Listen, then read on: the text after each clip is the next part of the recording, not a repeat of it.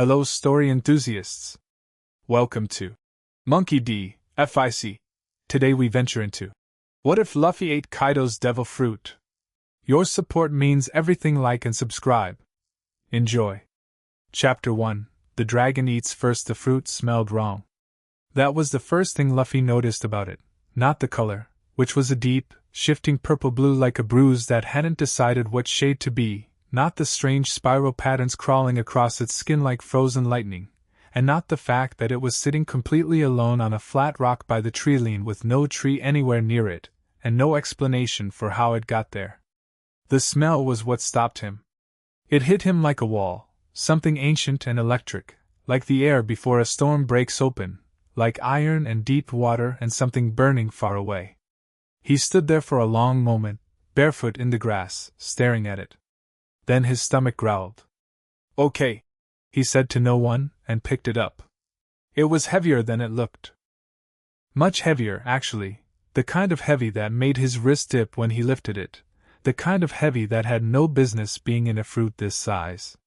He turned it over in both hands, examining the patterns. They almost seemed to move when he tilted it in the afternoon light, the spirals flowing like water, like something alive was pressed just beneath the skin trying to push out. Luffy bit into it. The taste hit him like a punch, bitter and electric and impossibly deep, like biting into a thundercloud that had been marinating in the ocean for 1,000 years.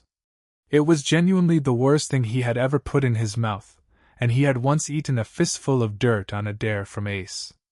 He gagged, nearly dropped it, and then some stupid stubborn piece of him decided that if he was going to taste something this horrible he was going to at least finish it. So he kept chewing, face scrunched, tears forming at the corners of his eyes purely from the flavor. He ate the whole thing. He sat down afterward because his legs felt strange, and stared at the tree line while the afternoon light shifted through the leaves. His hands felt hot. Not painful, just warm, radiating from the center of his palms outward, moving up through his arms and into his chest where it settled like a coal. His skin prickled. The grass around him flattened as if pressed by a wind that wasn't blowing. He looked at his hands. Nothing looked different. They were still small and brown and a little dirty at the knuckles. "Huh," he said. He stood up, dusted his shorts off, and went home for dinner. 3 days passed before anything happened. He had mostly forgotten about the fruit by then, mostly, except for the heat that stayed in his chest like a low ember, and the way his dreams had started smelling like rain. He woke up on the morning of the 4th day with his cheek pressed against the cool wooden floor of Makino's bar where he'd fallen asleep again after sneaking downstairs, and felt the heat in his chest flare hot and sudden like a bellows catching. His body changed. It didn't happen the way it would in nightmares. It wasn't slow and horrible, wasn't painful, didn't feel wrong. It felt like exhaling after holding your breath for too long. Something that had been compressed simply expanded, and Luffy went from being a small 7-year-old boy on the floor of a bar to being something that the floor and the bar and the walls and a significant portion of the building's roof were completely unprepared to accommodate. Makino's scream came from the kitchen. The bar came apart around him like paper. Not violently, it just ceased to be enough structure to contain what was happening inside it. Wooden beams cracked and gave. The walls leaned outward and then folded. The roof lifted and tipped sideways. Luffy, what Luffy had become, rolled out of the wreckage into the open air of Foosha Village's main street with a sound like a landslide settling, and lay there blinking enormous golden eyes while early morning fishermen dropped their nets and ran. He was a dragon. He did not know he was a dragon yet, because he had no frame of reference for what dragons look like from the inside. From the inside it felt like having a lot more body than usual, a long, powerful sinuous body covered in scales the deep blue-black of deep ocean water, each one edged in faint iridescent violet like oil on dark water. 4 legs, each ending in curved talons that had already scored deep gouges in the street without his intending to. Wings folded against his back, enormous and webbed, twitching as he breathed. A tail long enough to have knocked over the lamppost at the end of the street during the rolling out of the bar part. He sneezed. Fire came out. It hit the well in the center of the square, and the stone cracked from the heat. The water inside went to steam instantly, and the steam billowed up in a white column. Luffy stared at where the sneeze had gone, absolutely delighted. Again, he said, except it came out as something between a roar and a rumble that shook the walls of the surrounding buildings and sent every bird in the surrounding trees into panicked flight simultaneously. He sneezed again on purpose. Another column of fire, this one angled upward because he tilted his head back, shooting straight into the clear morning sky and dissipating in a curl of smoke 60 feet up.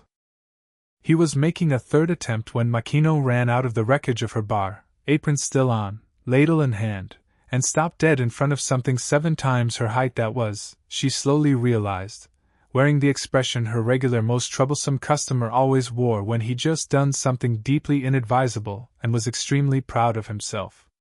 She knew that expression. She had been reading it off that face for 3 years. "Luffy," she said very carefully. The enormous golden eyes swiveled to her. The long neck lowered, bringing the massive wedge-shaped head down to something closer to her level, and Makino took an involuntary step back before she caught herself. The dragon, Luffy, this was Luffy, she had to keep saying it, was watching her with that specific brand of uncomplicated intensity that he brought to everything he did, curious and utterly without guile. "Makino," he said, or tried to. It came out as a low resonant sound, too deep and broad for human language, but she caught the shape of her name in it somehow, in the rhythm and the particular rumble of it. "Okay," she said to herself, the way sensible people talk to themselves when the universe has decided to stop making sense. "Okay. You need to change back." He tilted his head. More of the roof of her bar slid off and hit the ground. "How?" he said. Which was, she reflected, a very fair question. Garp arrived by the afternoon. He did not arrive quietly. He arrived the way Garp always arrived, like a weather event, like something the island had not consented to but was happening to anyway. His ship hit the harbor at speed, and he was off it before it fully stopped, landing on the dock in a crater and covering the remaining distance to Foosha at something between a run and a controlled fall. He rounded the last bend in the path and found his grandson sitting in the middle of the road. In human form, finally, Makino had spent the morning talking Luffy back down to himself through patient repetition and eventually, bribery involving her best orange juice, which Luffy had consumed as a dragon by simply inhaling the entire pitcher and then huffing steam out his nose. The human shape had returned the same way the dragon one had arrived, like an exhale, like something releasing, leaving a small boy sitting in the scored and blackened road looking absolutely no worse for wear. But the road around him told the story. The bar was rubble. The lamppost was down. The well was cracked. The cobblestones near where he'd woken up were scratched in parallel lines from talon marks, each line 6 inches deep. The grass at the edge of the road for 30 feet in every direction was scorched brown. Garp stood in the middle of the road, hands on his hips, and looked at all of it for a long, slow moment.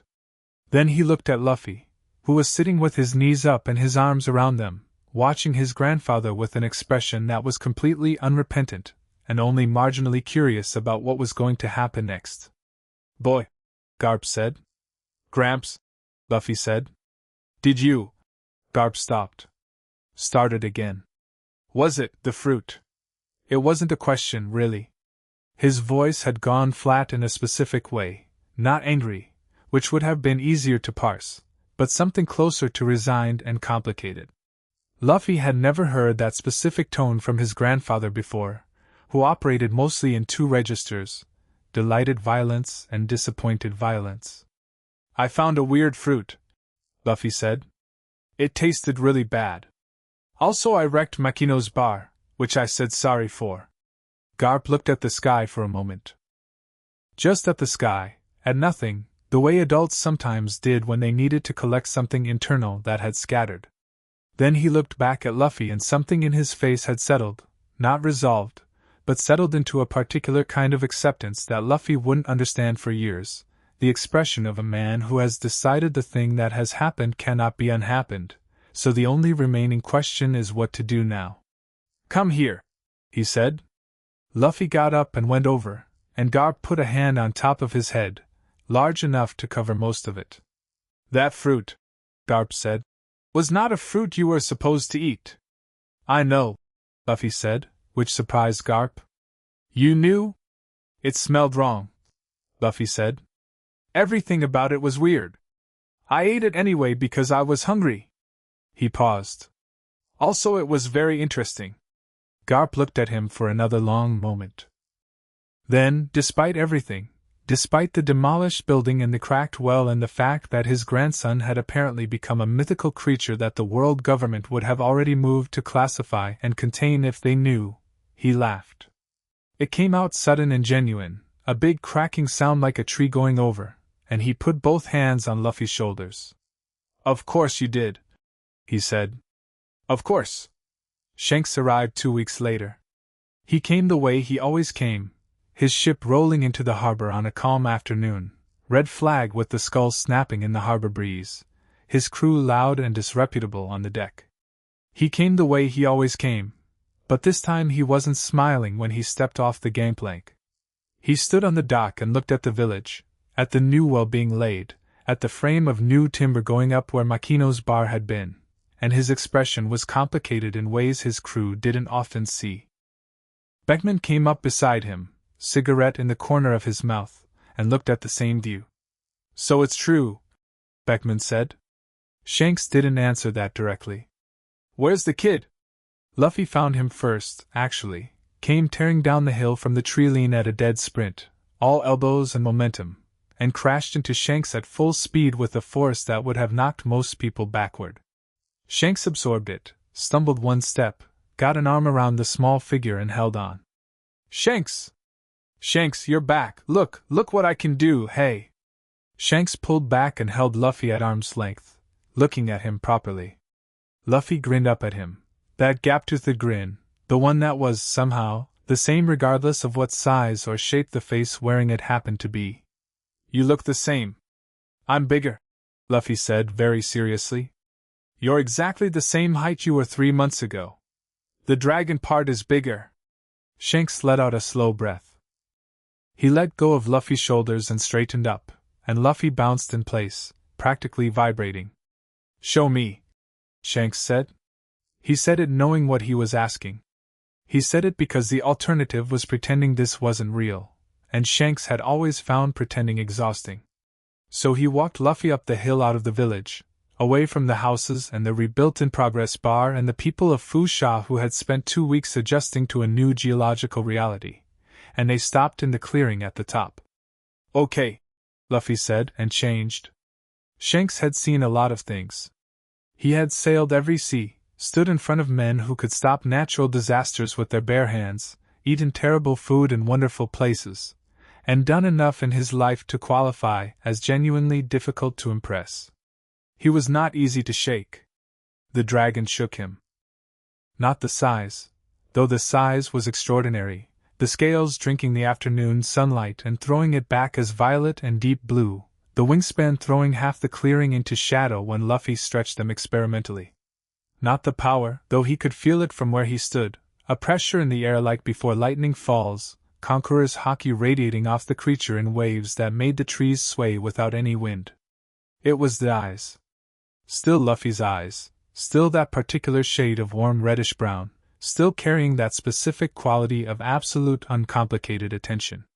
The dragon was looking at him with Luffy's curiosity and Luffy's openness and Luffy's complete lack of anything that could be called wariness, and the dissonance of that, Luffy's soul and that much power, made something in Shanks's chest do something complicated. He walked up to the dragon. Right up to it. Close enough to touch.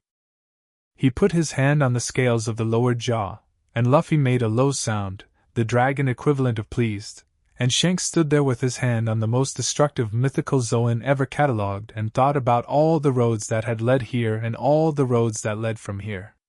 You ate it on purpose, he said. Not accusatory. Just understanding it. The dragon huffed. A curl of smoke rose from one nostril. I was hungry, Luffy said, the deep rumble of it gentled somehow, still enormous but making room for the familiar cadence. It smelled like rain and iron, Shanks said quietly. Like something old. He dropped his hand. That fruit has a name, Luffy. The people who know what it is, and there aren't many of them, they're going to come looking when they find out someone ate it. The dragon's head tilted, one enormous golden eye regarding him. Good, Luffy said. Then they'll know where to find me. Shanks stared at him. Then he laughed, and it was different from the laughing he did at the bar. It was surprised out of him, knocked loose by something genuinely unexpected, and it was a long moment before it settled. Yeah, he said, shaking his head. Yeah, I guess that's one way to handle it. They sat at the bar that evening, the partially rebuilt bar, Makino serving drinks around sawdust and stacked lumber, and Shanks drank and watched Luffy eat approximately 4 people's worth of dinner and talked quietly across the table while his crew raised noise around them. You need to learn to control it, Shanks said. I know, Luffy said, mouth full of rice. Not just the changing, the fire, the hockey, the flight, I know. Luffy looked up. Shanks wasn't using the gentle voice he sometimes put on when he was humoring the kid. He was using his other voice, the one Luffy had only heard a few times, flat and clear and stripped of performance, the voice under all the laughter. People are afraid of that fruit, Shanks said. Not the regular kind of afraid, where they run away. The kind where they decide something should be eliminated before it becomes a problem. Marines. The world government. Some of the emperors. You understand what I'm telling you? Luffy put his chopsticks down. He was looking at Shanks with complete seriousness, which was rare enough that it commanded attention. I'm not going to hide, Luffy said. I won't do that. I'm not asking you to hide. I'm asking you to be ready. A beat of silence. Outside, evening birds. The distant sound of the harbor. Then I'll get ready, Luffy said. He picked his chopsticks back up. Shanks watched him eat for a moment, and drank, and didn't say what he was thinking, which was that the boy had already eaten the fruit, had already become the thing, and the readiness or lack thereof was going to matter a great deal less than the fundamental character of whoever was holding that power. He had seen powerful men ruin themselves and powerful men build worlds, and the difference between them was never the power. He thought about what he knew of that fruit's history. Thought about the man who had possessed it before, the creature of pure dominance, the king of beasts, the thing that had broken itself against its own need to prove it couldn't be broken. Thought about what it had looked like in those hands, terror, absolute and humorless, a sky made gray and permanent. Then he looked at Luffy, who had just dropped a piece of fish on the floor and was deciding whether the 3-second rule applied. It'll be different this time, he thought. God help the world, it'll be different. The next 2 years were loud. Luffy trained the way he did everything, without strategy and with total commitment, which meant there was a lot of collateral damage in the hills above Foosha and several new craters that the village had simply incorporated into their landscape as geographic features. He learned to change at will within the first month, though for a while he could only manage the full transformation and not the partial ones, attempting to grow just the wings produced, on 3 separate memorable occasions, results that Makino had to help correct while carefully not making eye contact. The fire came more or less naturally. He had it under control by the 2nd month, where, under control, meant he could aim it, though the radius of destruction at full output was enough to clear a hillside, which he demonstrated once by accident, and once very much on purpose. The size was the surprise. He grew as the dragon grew, not just the body, but the power behind it. A fully transformed Luffy at 7 had been large. By 9, he was significantly larger, and the haki that rolled off him in dragon form had started causing problems. Birds didn't land near the clearing anymore. Feral animals gave the hills a wide berth. Once, a naval scouting ship passed within 2 miles of the island and everyone on its deck simultaneously felt something cold move through them and couldn't explain why. He also kept training his human body. Garp insisted on that, and Garp's methods of insistence were comprehensive and physical, and Luffy bore them cheerfully because he genuinely loved fighting his grandfather even when, especially when, Garp threw him into mountains. The human body got stronger with a specificity that the dragon body didn't need, precise, technical, an understanding of how to move and where to hit that the dragon form's raw power made unnecessary, but that Luffy hoarded anyway because he was competitive, and because something in him understood that being able to win without the dragon mattered. He did not understand yet why it mattered. That understanding would come later. Ace visited once. He stood at the edge of the clearing and watched the dragon bank overhead in the afternoon sky, a long, lazy spiral, testing the lift on some kind of new maneuver, the enormous tail acting as a rudder, and he stood there for a long time not saying anything. "That's you," Ace said when Luffy came back down and changed. "Yeah," Luffy said, pleased. "That's okay." Ace sat down on a rock. He looked like he was doing some internal restructuring. "Okay. You can fly too," Luffy said generously. "If you use your fire right. I've been practicing." "I know I can," Ace said a little too quickly. "I've known how to do that for ages." "Show me." "I will.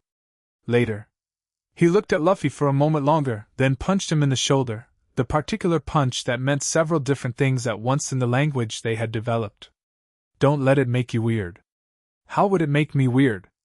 "I don't know, power does that to people." Luffy looked at him blankly. "It's just me, but also a dragon." Ace stared. Then he smiled, reluctant, the real one. "Yeah," he said. "Yeah, okay. That tracks." The thing about the fruit, Luffy discovered over those years of training and growing and being repeatedly thrown into mountains by his grandfather, was that it did not change what he was afraid of. He had expected, in the wordless way children have of expecting things, that becoming something enormous and fire-breathing would change the shape of his fears.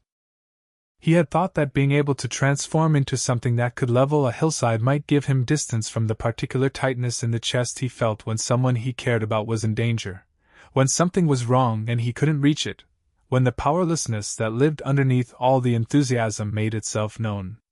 It didn't. He was afraid of the same things. He was afraid of losing people, Makino, Ace, Shanks, the old mayor who let him beg food from his garden. He was afraid of being too late. He was afraid, in a way he couldn't articulate but that he felt in his body like a wrongness, of the kind of power that wanted to be alone. He understood at 9 what he wouldn't be able to put into words until much later, that the fruit wasn't the point. The fruit was a tool, the same way a sword was a tool, and the question was always who was holding it, and what they wanted. He wanted to be free. He wanted his crew and the open sea and every island there was, wanted to sit at the top of the world not because it would mean he had won but because it would mean he had gone everywhere worth going and done it his own way with people he chose. The fruit would help him get there. That was all. He stopped thinking about it as a separate thing from himself somewhere around his 10th birthday, stopped treating transformations as an event and started treating them as a mode. He would change mid-run, dragon body eating ground at speed, and change back without breaking stride. He would breathe fire idly while doing other things, the way other people tapped fingers or hummed. He would let his haki run wide on clear nights, feeling the island and the sea around it, the warm weight of sleeping people and fishing boats on dark water.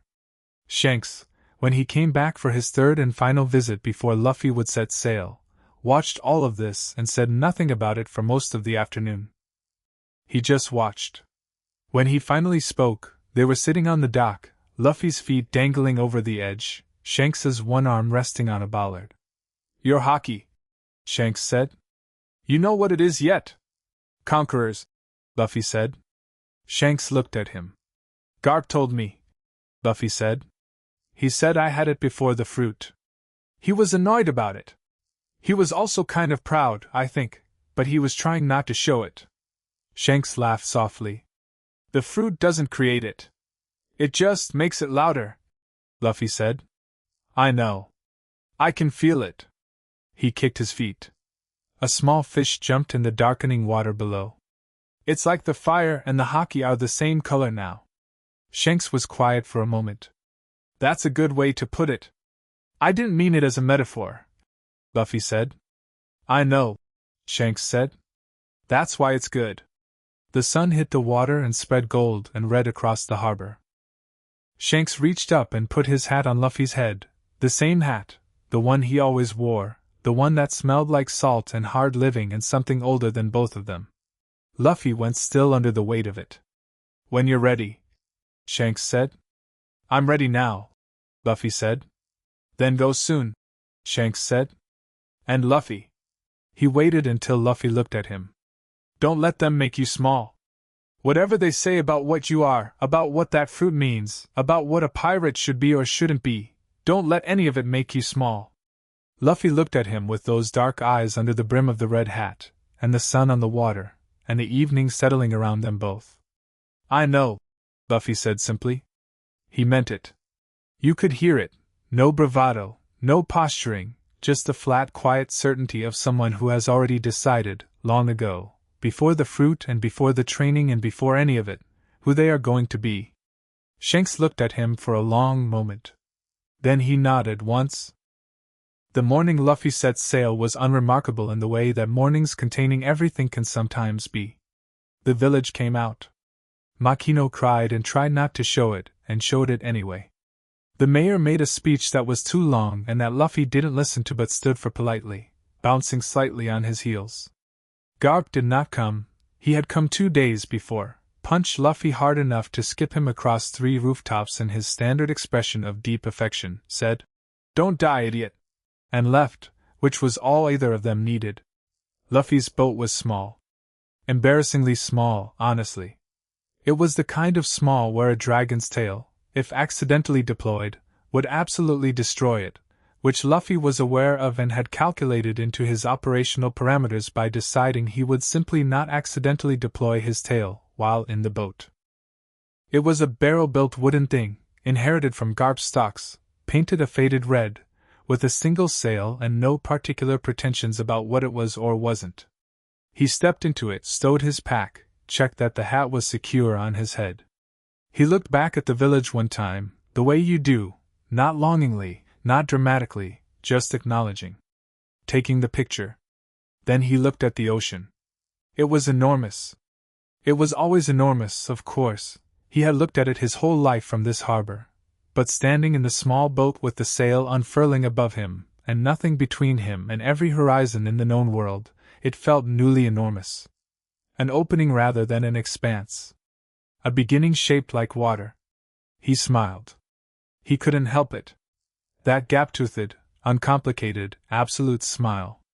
"I'm going to be king," he told the ocean, not loudly, not announcing it, just saying it, the way you tell a friend something that's already been settled. He let the sail catch the wind. He did not look back again. Half a mile out from shore, because he could, because the morning was clear and the sea was wide and he was free, he changed. The dragon rose from the small boat without destroying it, catching air beneath massive wings, climbing in a long spiral that took him 200 feet above the water in 3 wing beats. He leveled off and flew southeast, the shadow of enormous wings crossing the water below, and the people of Foosha Village watched from the harbor in silence as the shape grew smaller against the sky. Makino put her hand over her mouth. The shadow crossed the sun for just a moment, great and winged and impossibly vast, and then it was past and climbing, catching thermals that existed at heights no ordinary creature reached, ascending until it was a dark shape against blue, and then a suggestion and then gone. The sea sparkled below, ordinary and infinite, keeping no record of the crossing. Chapter 2. The worst swordsman in the best cage. The boat was going the wrong way. Luffy had known this for approximately 2 hours but had been hoping it would correct itself, which was not a navigation strategy that had ever worked for anyone in the history of sailing but which he had committed to fully nonetheless. He sat in the bow with his chin in his hands, watching the water, occasionally looking up at the sun to get a sense of direction, looking back at the water. The sun was not where he expected it to be. The water was not going where he wanted it to go. He had no map. He had not thought to bring a map. A navigator, he said to himself, filing it under the mental category that was developing rapidly into a list titled Things a Pirate Crew Needs That I Currently Don't Have. The list also included a cook, a doctor, someone who knew what a log pose was and how to use one, and a ship that was larger than a very ambitious barrel.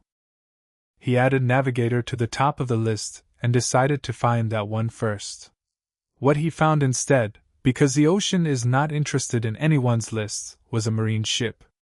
It came around the shoulder of an island he hadn't known was there, a proper ship, full-rigged, marine white and red, moving at good speed and apparently as surprised to see him as he was to see it. There was a moment, maybe 3 seconds, where both parties simply regarded each other across the gap of water, an entire naval vessel crewed by government soldiers on one side, and a small boy in a red hat on a boat barely bigger than the white uniformed captain's writing desk on the other. Then someone on the deck said, "He's just a kid." And someone else said, "Check for devil fruit signs." And the captain raised a spyglass. The captain lowered the spyglass. The captain raised it again, as if hoping the second look would produce different results. "That's him," someone said. The voice carried over water with unintentional clarity. "That's Garp's grandson. The one from the reports." Silence on the deck. "The dragon one?" More silence. "All hands are just heading. We are going around." Luffy watched the marine ship give him a wide berth, its crew finding extremely important things to look at on the opposite side of the ship as they passed. He tracked the ship with his eyes until it was well past, then looked back at the water ahead of him. "Huh," he said. He thought about Shanks's voice on the dock. People are afraid of that fruit. He thought about the way the captain's hands had looked through the spyglass, the small shake he'd been able to see even at that distance. He turned this information over, examining it, the way he examined the spiraling patterns on the fruit's skin all those years ago. He did not feel the satisfaction he expected to feel. He felt, instead, something more complicated, not guilt, not concern, but a kind of curiosity. These were soldiers. Professional ones, by the look of the ship. They had turned around because of what he was. That meant they weren't going to fight. Which meant they couldn't protect anything from him if he decided to be dangerous. He sat with that realization for a while, alone on the water, the sun moving. Then I have to be the kind of person that makes the protection unnecessary, he decided, and it was a big thought for a small boat, but it sat comfortably in him, slotting into the space between his ribs where his certainties lived.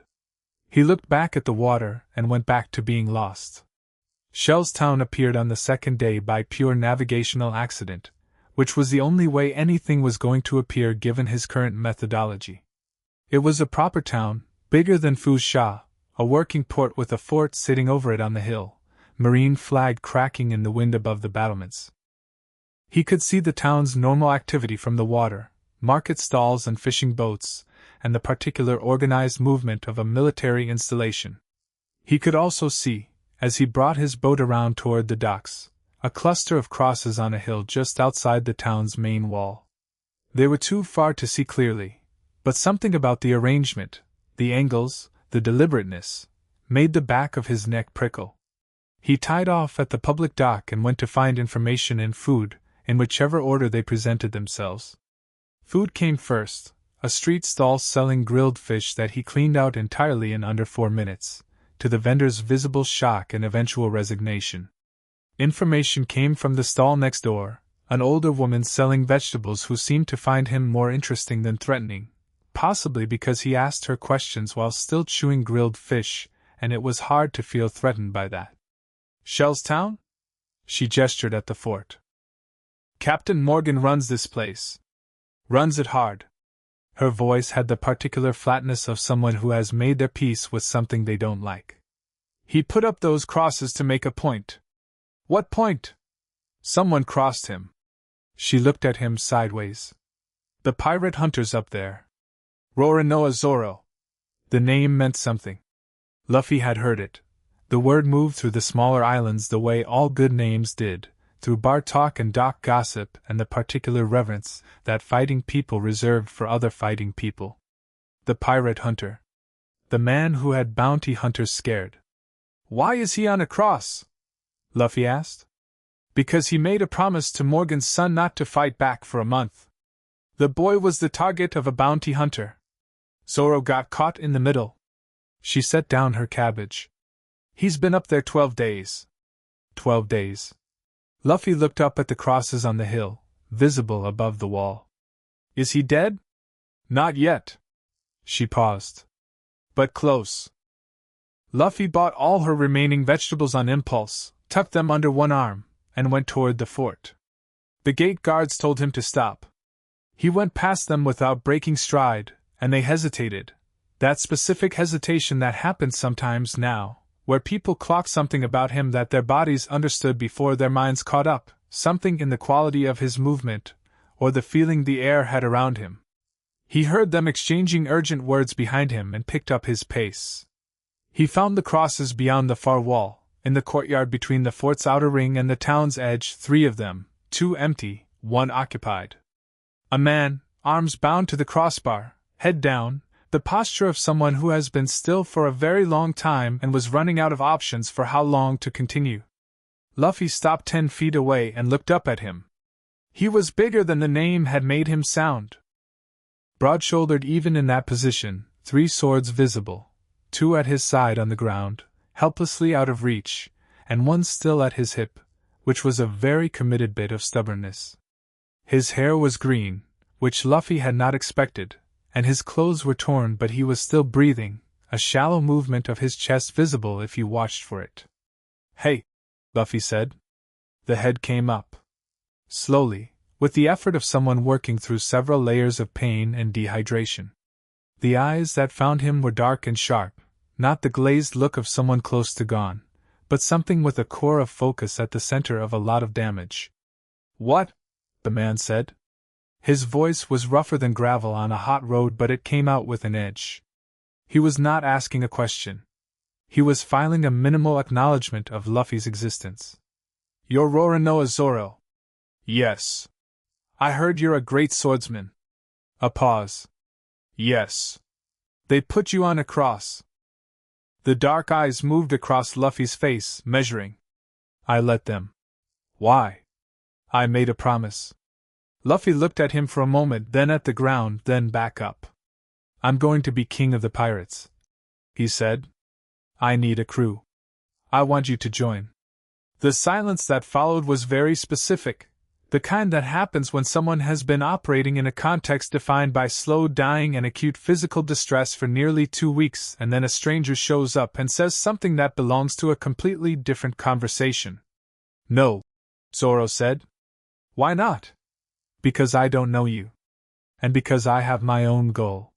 Something in his face tightened, not pain, but a kind of intensity that was clearly present even through everything else. "I'm going to be the world's greatest swordsman." "Right," Luffy said, nodding. "I need the greatest swordsman in my crew. So that works out." Zoro stared at him. "Get me down from here first," he said flatly. "Ask the rest of the stupid questions after." The rope was thick and Luffy cut it with a talon, partial shift, nothing dramatic, one hand for just a moment with the scaled fingers and the curved claw extending and then back, smooth enough that if you weren't watching closely you might have thought he'd used a knife. Zoro dropped, and Luffy caught him without particular ceremony, a one-handed grab that stopped his fall and set him down, and Zoro's legs immediately proved they had opinions about 12 days of immobility by attempting to fold. Luffy held him up. The 2 swords on the ground, Zoro spotted them and took 1 step toward them and nearly went down, and Luffy got the swords and put them in his hands and Zoro held them against his chest and breathed. "Food," Luffy said, and put the bag of vegetables in front of him. Zoro looked at the bag of vegetables. Then at Luffy. "You brought vegetables. She gave me a good price. To a swordsman on a cross you brought vegetables. Do you want them or not?" Zoro ate the vegetables. He ate them with intense focus, not looking away from the middle distance, working through the bag with the efficiency of someone who had been running on nothing but water smuggled by one sympathetic marine corporal for 12 days. When he was done he put the bag down and straightened, and you could see it, the food hitting his system, the spine coming up, the shoulders squaring. Still badly depleted, still not at anything close to fighting capacity, but a different kind of upright than a minute ago. He looked at Luffy properly. "You're a kid," he said. "I'm 10. You're 10. Almost 11. Zoro rubbed his face with one hand. Pirate King. Yeah. You want to be king of the pirates. Yeah. At 10. Almost 11. Zoro was quiet for a moment. He looked at the empty crosses, at the fort wall, at the marine flag on the battlements. He looked at the hat on Luffy's head, the red one, beaten up and real, the kind of hat that had been somewhere. What are you? He asked. Not rudely. Just directly. A pirate. What kind? Luffy met his gaze without blinking. He felt the heat in his chest, the ember that was always there, and it was a choice. It was always a choice, and it got easier to make clearly as he got older. He let a little of it come to the surface. Not as fire, not as transformation, just as presence. The quality of the air changed, the way it did when he let his haki run free, and the birds on the fort's wall all left at the same moment. Zoro's eyes didn't widen, exactly. But they focused. Show me, he said. The same words Shanks had said, years ago in the clearing. But Shanks had said them with a kind of braced hope. Zoro said them like a challenge. Like he was testing whether this was real or theater. Luffy walked 20 feet away from him, to the open center of the courtyard, and changed. Zoro, to his very significant credit, did not run. He stood his ground as the boy vanished into the transformation, and what rose in his place spread shadow across the courtyard with its wingspan, and brought the full weight of its presence down like a dropped stone. He stood with 2 swords in his hands and watched it with the particular focus of a man who has trained himself to look at dangerous things without flinching, not because he wasn't surprised, but because surprise was something he had decided to process in parallel with information. The dragon looked at him. Zoro looked back. Dragon? He said. The sound that came back was not a word, exactly. It was too large for words. But it carried Luffy's inflection, amused, present, a little smug. Devil fruit, Zoro said. Still flat. Still processing. That's what fruit is that? Another sound. The smoke came from one nostril. Right, Zoro said. He put one sword away. He looked at the dragon for another long moment, and something in his expression shifted, not to awe, which would have been a simple reaction, but to something closer to calculation. The swordsman's instinct. Measuring. Your captain would be a dragon, he said, more to himself than to the dragon. The dragon settled back onto its haunches and the pressure in the air reduced by half, still enormous, still filling the courtyard, but restrained. Deliberately restrained, the way you lower your voice not because you can't be loud but because the person you're talking to doesn't need the volume. Luffy changed back.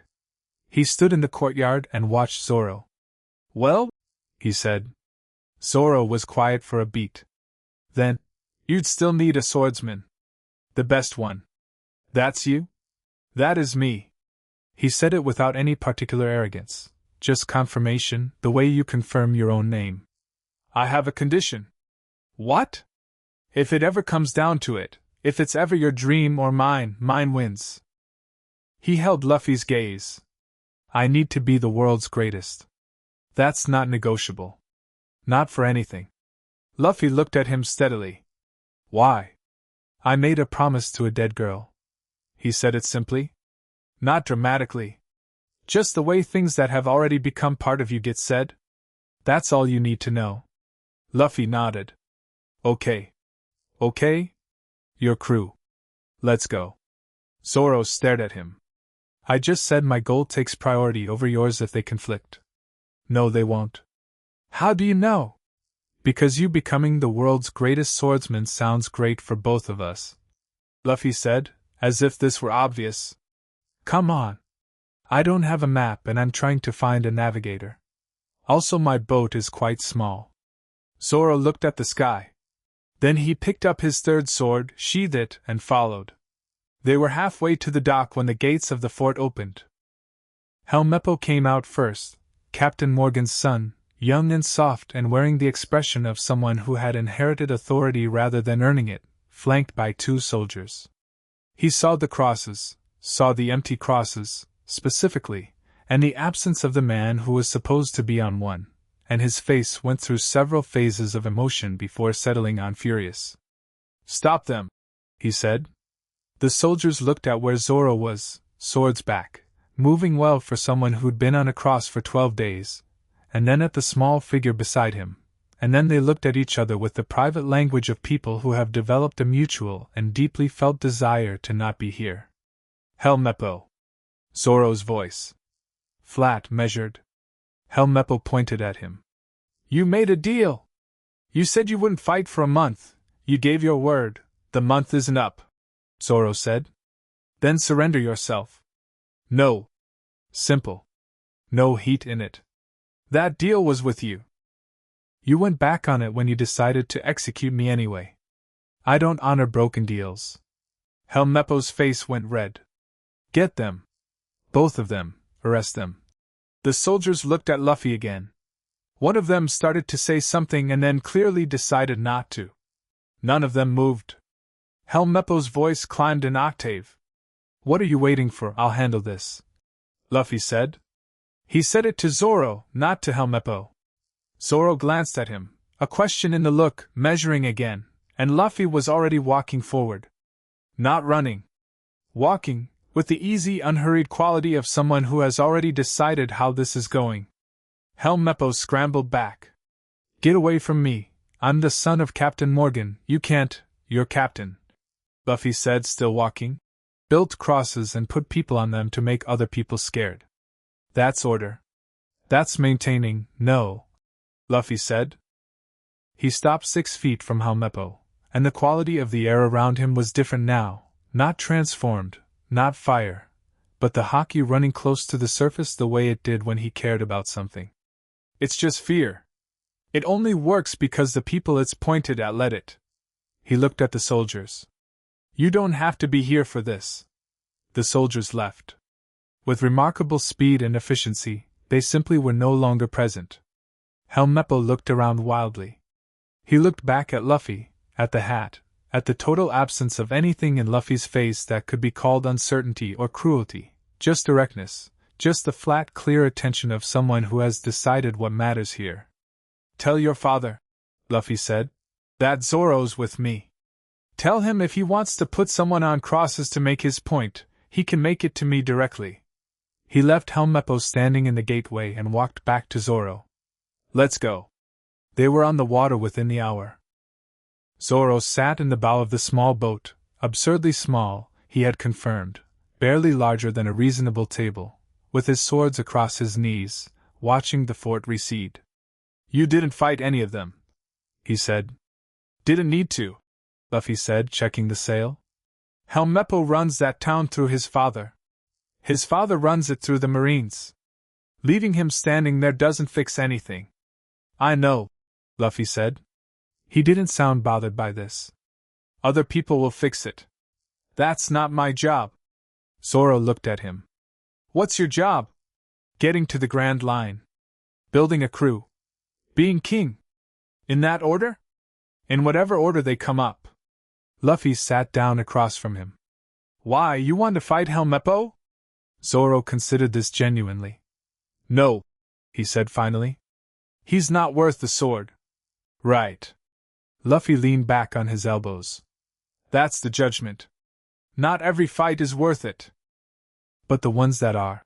He didn't finish the sentence verbally, but something in the change of his expression finished it for him, and Zoro filed the impression. They sailed in silence for a while. The afternoon was clear, the sea cooperative, the wind doing something useful for once. "You said you're going to be king of the pirates," Zoro said eventually.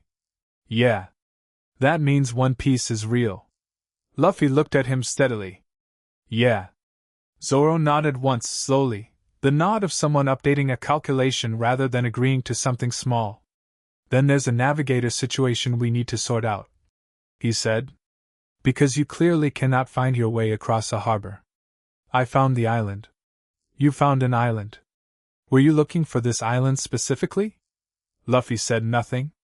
"Right," Zoro said. "Captain Morgan came out of the fort at sunset. He came with a full column of Marines, 24, in formation, muskets and swords, moving in the disciplined machinery of a military operation that had decided to take the situation seriously. Morgan himself was at the front, the axe arm, the rigid face, the bearing of a man who had constructed his identity entirely around being unmovable and was currently watching something move. They reached the dock and looked out at the water. The boat was gone. An empty space at the public dock, the rope still tied to the bollard, cut at the other end. The harbor beyond it, clear water, evening sun, nothing. Morgan stood at the end of the dock for a long moment, looking out. Helmeppo stood beside him and said nothing. He had already said everything he had to say in increasingly frantic detail, and his father had listened to all of it with the grinding patience of a man assembling a problem. Now his father was looking at the water and his expression had moved past anger into something harder and colder, the expression that usually preceded something permanent and unpleasant. "Send a report to headquarters," Morgan said. "What do I say?" the aide behind him asked. Morgan was quiet for a moment. "Say that the fruit user is confirmed active. That he presented no hostile action. That he is sailing for the Grand Line with—" He paused. "With Roronoa Zoro." The aide wrote this down. "And the engagement status?" Morgan looked at the water for a long time. "Unconfirmed," he said finally. He turned and went back to the fort. The column followed. Helmeppo looked at the empty dock for a moment longer, at the rope, at the clear, calm harbor, and felt something he wasn't expecting, not just anger, but the specific discomfort of someone whose frame for a situation has just proven inadequate. He thought about the boy's face. The way he had been unafraid, not as a performance but as a simple fact, the way you're not afraid of rain. He thought about the soldiers who had left. He went back inside and did not say anything to anyone about the way his certainty had developed a crack in it. 3 days out from Shellstown, they ran into a storm. Not a navigational problem, just weather, the actual weather of the actual ocean making its actual feelings known. The boat performed admirably for something its size, riding the swells with the stubborn buoyancy of an object that refused to accept the logic of waves, while Luffy handled the sail and Zoro sat with his eyes closed and his hand on his swords looking entirely unimpressed by the sea's theatrics. "We need a real ship," Zoro said during a swell. "Working on it," Luffy said. "What's the plan?" "I'll know when I see it." Zoro opened one eye. "That's not a plan. It's a flexible plan." Lightning came down close enough that Luffy felt it as a vibration rather than a sound, and the hair on his arms stood up in the split second before the thunder followed. He looked at the sky, at the dark churning above them, rain coming in sideways. He felt the fire in his chest respond to the lightning. Not the actual lightning, the feeling of it, the electricity in the air, something that resonated with the deep heat he carried the way strings respond to the right note. He understood something in that moment that he filed away without examining too closely, the fruit like storms. The dragon was a creature of extreme weather, built for it, the way birds are built for wind. He had been treating the power as something he carried. Maybe it was closer to something he was made of. "Hold on," he said to Zoro. "Why?" Luffy stood up in the boat in the middle of the storm on the open sea and opened his arms and let the change come. The dragon spread its wings over the boat like a canopy, the boat now absurdly small beneath him, one lone foot on either side of it, wings catching the rain and the wind and using them rather than fighting them. The heat he was putting off was enough to create a dry space beneath the wings, a pocket of calm in the middle of the churning weather, and Zoro looked up from his position, completely dry, now, in the middle of a storm, at the underside of 2 enormous webbed wings. "Huh!" Zoro said. Luffy flew through the storm. He didn't fight it or go around it, he flew through it, and the storm moved around him the way water moves around something too large to remove. The lightning that came down nearby hit the water far from the boat. The wind that would have shredded the sail was split on his wings and redirected. He changed back when the sky cleared, landing in the boat with casual efficiency and adjusting the sail. Zoro sat quietly for a moment, bone dry. The sea around them was calm and post-storm brilliant, sun on wet water. "That," Zoro said, "was actually useful." "I know," Luffy said, pleased. Don't get smug about it. I'm not. You look smug. That's just my face. Zoro said nothing, which was how he expressed amusement. They reached Orange Town on the 5th day. It was easy to tell something was wrong before they docked. The silence of it, the port empty of anything resembling normal activity, the particular quality of stillness that happens when a place that should have people in it doesn't. A few ships in the harbor, tied up and abandoned looking. A smell that reached them on the water, smoke, old and recent. Luffy stood up in the bow and looked at it. Pirates, he said. How can you tell? Zoro said. Smell the smoke. And he tilted his head. With his haki out, the island came into focus, small pockets of human presence, frightened and still, scattered through the town. And at the center, a concentration. And in that concentration, a quality he was starting to learn to read, not power, exactly, but intent. The particular shape of a person who is occupying somewhere they don't belong, and daring it to say something about it. One strong one, Luffy said. And a lot of scared people. Zoro put his hand on his swords. So we're going in. Yeah. Your plan? Find the strong one.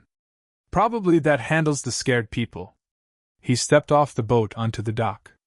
Zoro followed, 3 swords at his hip, expression calibrated to the exact midpoint between bored and ready. You know, he said, as they walked into the empty streets. For someone who could burn this whole town down by sneezing, I don't sneeze fire anymore, Luffy said. I mostly stopped doing that. You don't seem very concerned about the opposition.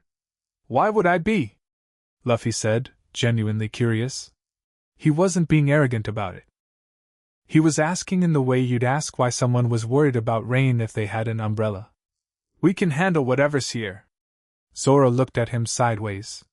The hat was tipped back on Luffy's head and he was walking like he owned the street, hands in his pockets, completely relaxed, and the absence of performance in that relaxation was, Zoro turned this over, the thing. That was the thing. It was genuine. The lack of fear was not a mask over fear, it was the actual state of the person wearing it, and being next to that was, Zoro admitted to himself very privately, not terrible. He put his hand on the hilt of one sword, comfortable and loose. Lead the way, he said. The empty town opened before them, and somewhere in its center, where the smoke smelled strongest and the silence was most complete, something was waiting. Luffy walked toward it like he was going to meet a friend. Chapter 3 What the Grand Line remembers. The Strong One had a name, Buggy the Clown. Luffy found this out from a crying woman hiding in a barrel in the 3rd alley they checked, which was not the most dignified source of intelligence but produced results.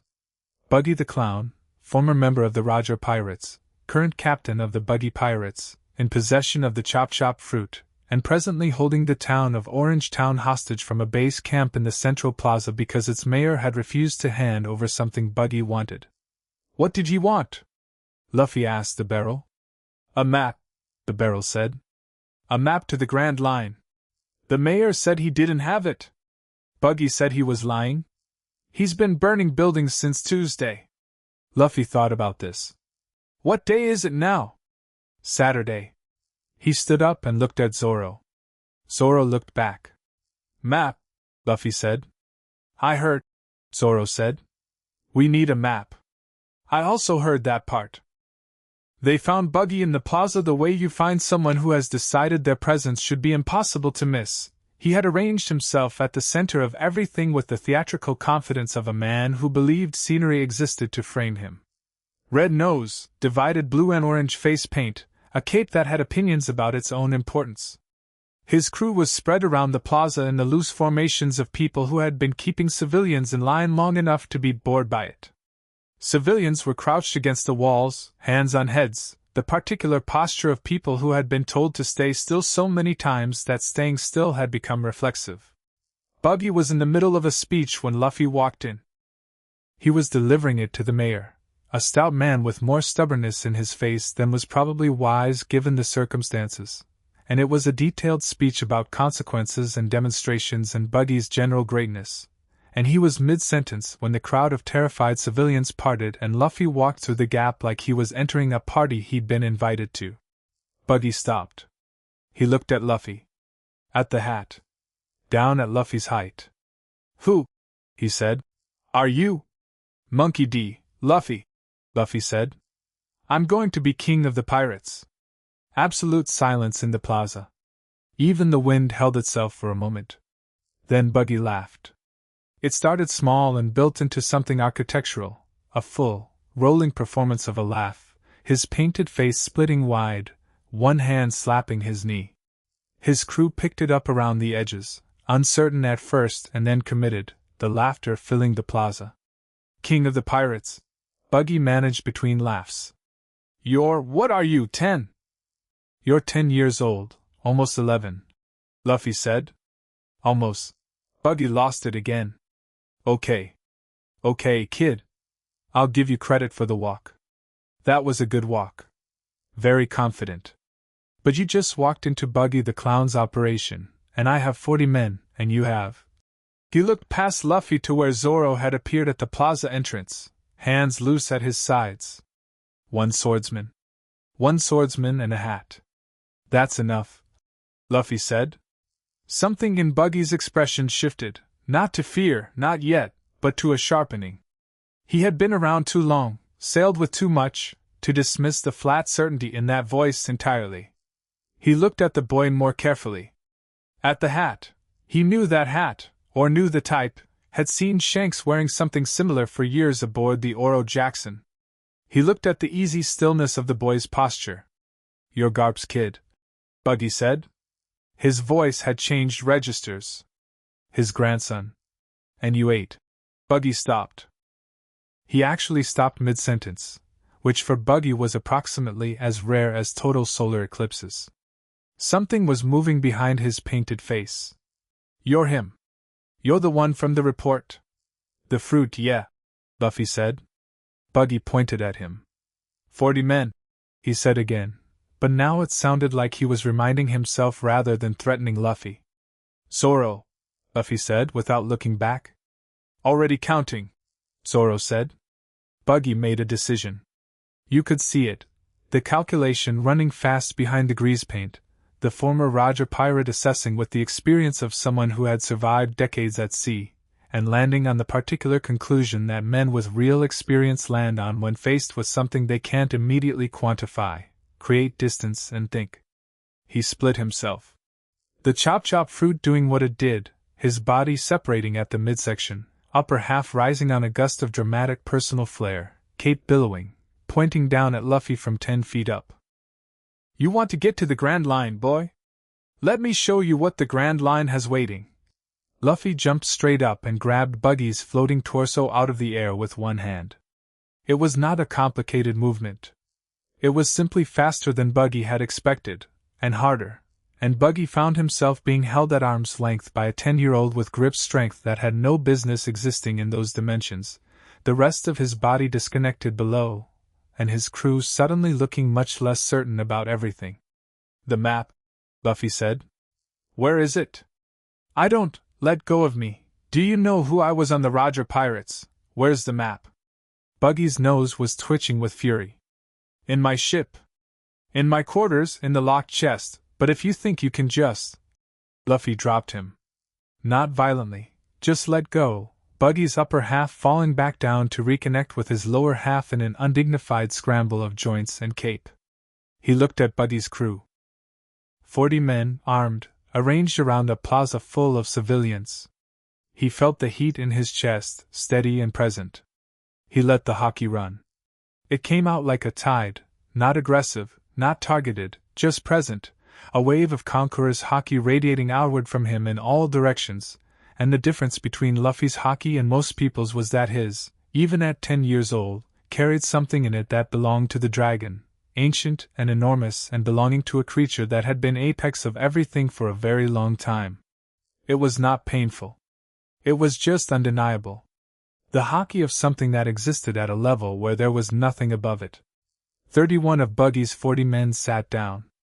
Not attacked, not thrown.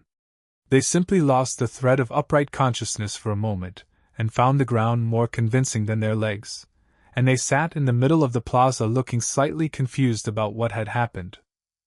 The remaining 9 were the experienced ones, hardened enough to stay standing, though several of them were visibly working at it, hands braced on knees, teeth gritted.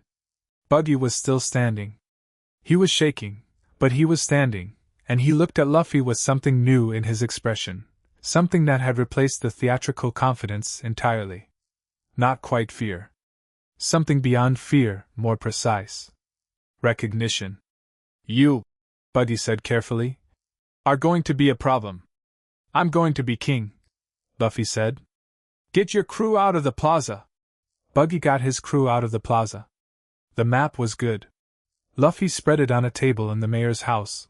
The mayor, a man named Boodle, who had been aggressively brave about the whole situation and was now providing tea and what he clearly hoped was a calming atmosphere, and looked at it with the focus he brought to things that mattered. It covered the East blue in satisfying detail and the Grand Line in the kind of broad strokes that suggested the cartographer had been working from other people's notes, and a lot of inference.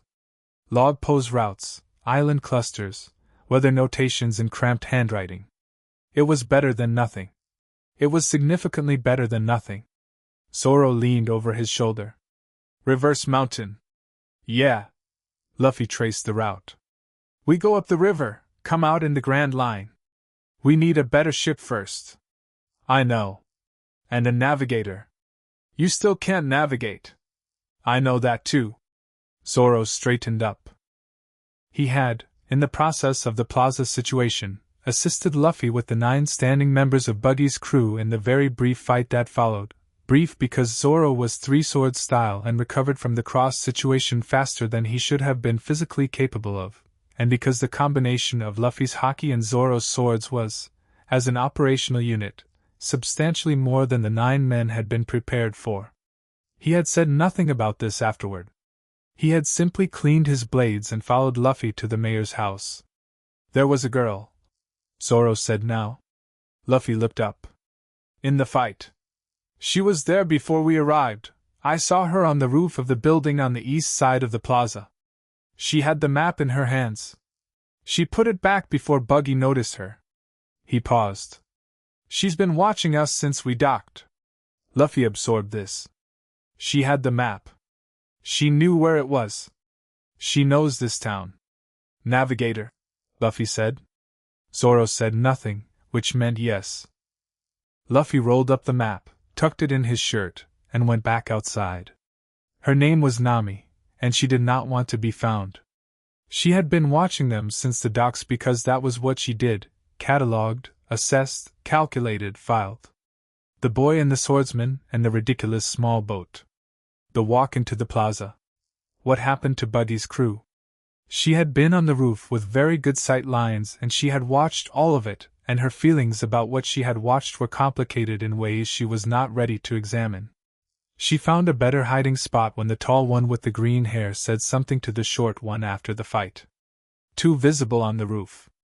She moved to the alley behind the mayor's house, which was far enough away to feel safe and close enough to hear if she pressed herself against the wall. She was very good at this.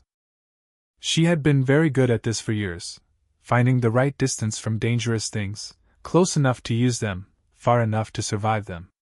The map was her work, months of stealing and compiling and filling in gaps, and having Buggy the clown stumble into this town looking for it had been an inconvenience that she had been managing by staying invisible. Invisible until the boy with the dragon power had walked into the plaza and done that. She was still thinking about that. About the 40 men sitting down without being touched. About the quality of the air before it happened. She had felt it on the roof, felt it move through her like a wave of cold deep water, not painful but absolute, the feeling of something that could not be argued with. She had gripped the roof tiles and stayed on her feet through sheer bloody-mindedness, and when it passed she had looked down at 31 people on the ground and felt the particular vertigo of a person who has just recalibrated upward. You don't have to hide. She spun. He was standing at the alley entrance behind her, the short one, the captain apparently, the boy with the hat. He was leaning against the wall with his hands in his pockets, and his expression was open and direct and completely without threat, the expression of someone who had found you and had no agenda about it except acknowledgement. She looked at him. Looked at the exits. Looked back at him. "I wasn't hiding," she said. "Zoro said you were on the roof," Luffy said. "Were you watching us the whole time?" A beat. "Yes." "Why?" She tilted her chin. "Buggy had something I needed. You walked in and complicated the situation. We fixed the situation. You fixed your situation," she said. "Mine is different." He looked at her without impatience, just waiting, the way someone waits who is genuinely curious and not in any particular hurry. It was slightly unnerving, that quality of attention. Most people his age, most people any age, filled silence with something. He just let it be. "There's a town," she said, because the silence eventually did its work. "My town. It's under a pirate's thumb. I've been collecting money. Buying it back berry by berry. That's what I do." She held his gaze. "I steal from pirates. I've been doing it for 3 years. How old are you?" 12. He nodded, as if 12 years old and 3 years of stealing from pirates was a completely reasonable biographical note. "Do you need help?" he asked. The directness of it caught her off guard. She had prepared for negotiation, for suspicion, for the various approaches men with power used when they wanted something from you and were wrapping the wanting in other language. She had not prepared for the question to be that simple and that genuine. "My town is Kokoyasi Village," she said. "It's been under Arlong of the Arlong Pirates for 8 years. I made a deal with him. I work for him, draw his maps, steal money, and when I have 100 million berry he releases the village." She said it the way she had learned to say it, flat, informational, the emotion packed down to a manageable density. "I'm at 70 million. Luffy said nothing for a moment. "That's a bad deal," he said. "I know. He's not going to honor it." Something in her chest went tight. "I know that too." She said it very quietly. "I've known it for a while." The silence again. This time it was a different shape. "Come with us," Luffy said. "We're going to the Grand Line. I need a navigator. You clearly know charts and routes. And when you're ready, we'll go to Kokoyasi. We'll fix Arlong. You can't just..." She stopped. Breathed. "You can't just promise to fix Arlong. He has 100 fighters. He has Hachi, and Chu, and Karubi, okay. He controls the whole island with fear, okay. You're 10, almost 11, Luffy said. And I'm a dragon." She stared at him. He was not saying it as a boast. He was saying it the way you state a relevant fact in a practical discussion, the same tone you'd use to say "I have a hammer" when someone mentions a nail. He was not threatening her. He was not performing. He was simply making an inventory. She looked at him for a long moment, at the hat, at the face under it, at whatever it was in his expression that was different from every powerful person she had ever dealt with. "I'm not joining your crew," she said finally. "I'll navigate for you. As a contractor. Until Arlong is dealt with." "Okay," Luffy said. "That's the condition. Non-negotiable." "Okay." "Stop saying okay." "What should I say?" She looked at him. "Say you understand the terms." "I understand the terms," Luffy said, without irony, without amusement, with complete straightforward sincerity. Then he smiled, that gap-toothed, complete, impossible smile. "And then you'll join." "I said after Arlong," he said. "Then you'll want to." She opened her mouth to dispute this and found she had no particular argument available, because he wasn't saying it as a challenge or a manipulation. He was saying it the way he said most things, as a simple assessment of how the future would go, delivered with the calm certainty of someone who had thought about it and was comfortable with what they'd found. "Get your things," she said instead. "I need to see this supposed boat." Buggy left Orange Town that evening. He left with a reduced crew, without the map, and with something he hadn't arrived with, A story.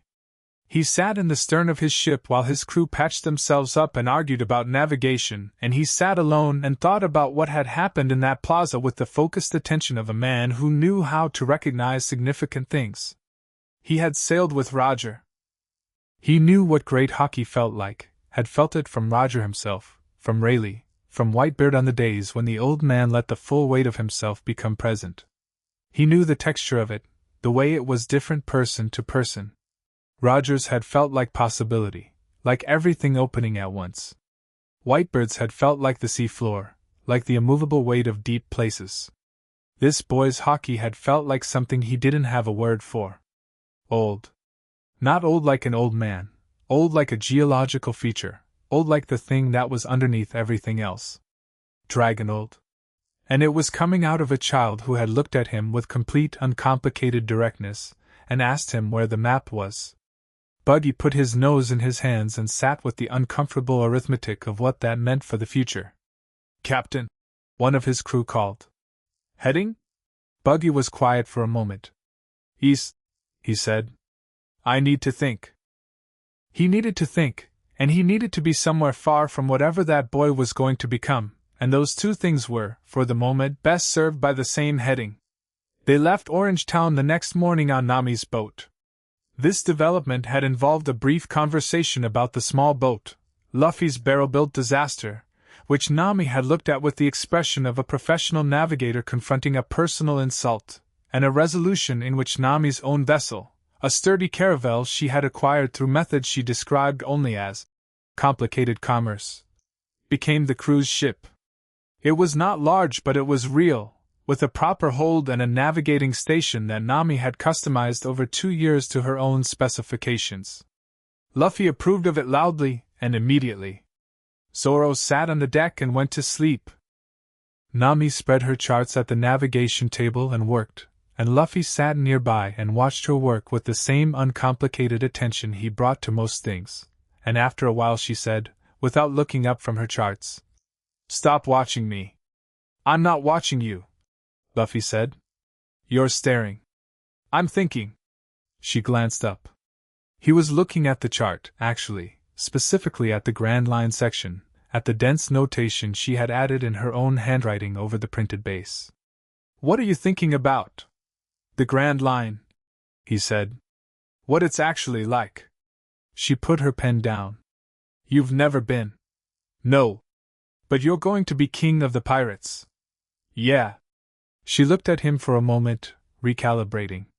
"Most people who want to go to the Grand Line have been told stories about it their whole lives. They build it up into something mythological. Then they get there and either it breaks them or they..." She paused. "Or they what?" "Adapt," she said. "The ones who don't break adapt. The line doesn't care about your preparation or your power or your plan. It's the most alive place in the world. Everything is louder there." "Good," Luffy said simply. She looked at him. "You're not worried about it." "Why would I be?" She thought about this. About the actual answer. "Because it kills people. Because it swallows crews. Because the weather alone has ended more pirate expeditions than any marine force ever has." "Weather," Luffy said, and something in his expression shifted to the warmly amused look of someone who has a relevant private experience. "Yeah. Weather's fine." Nami filed this without fully understanding it yet, and went back to her charts. The sea was clear and cooperative, the east blue doing what it was told, and Luffy sat on the deck in the afternoon sun and Zoro slept his peculiar disciplined sleep and Nami navigated, and it was the first moment that the three of them existed as something that had a shape. Not yet a crew, not fully, but the beginning of one, the outline of a thing still assembling itself. They hit Bartai on a Tuesday, which was the most ordinary day of the week for something unusual to happen. It was a floating restaurant, an actual full restaurant built on a ship, sitting in the east blue with lights and noise and the smell of cooking reaching them across the water before they could see it clearly. Luffy had steered toward it with the unerring instinct he had for food, cutting the wheel while Nami was below, correcting course toward the smell. She came up from below, looked at where they were headed, looked at Luffy and said, "That is not on our route." with the very specific tone of a person who has recently discovered she cannot leave the navigation to anyone else even for 20 minutes. Food, Luffy said. The one-word argument that he had discovered was difficult to counter. What happened at Bartai was not, in the end, about food. It began ordinarily enough, the floating restaurant full of a clientele that covered the full spectrum of the East Blue, Marines and pirates alike eating under the restaurant's peculiar neutrality.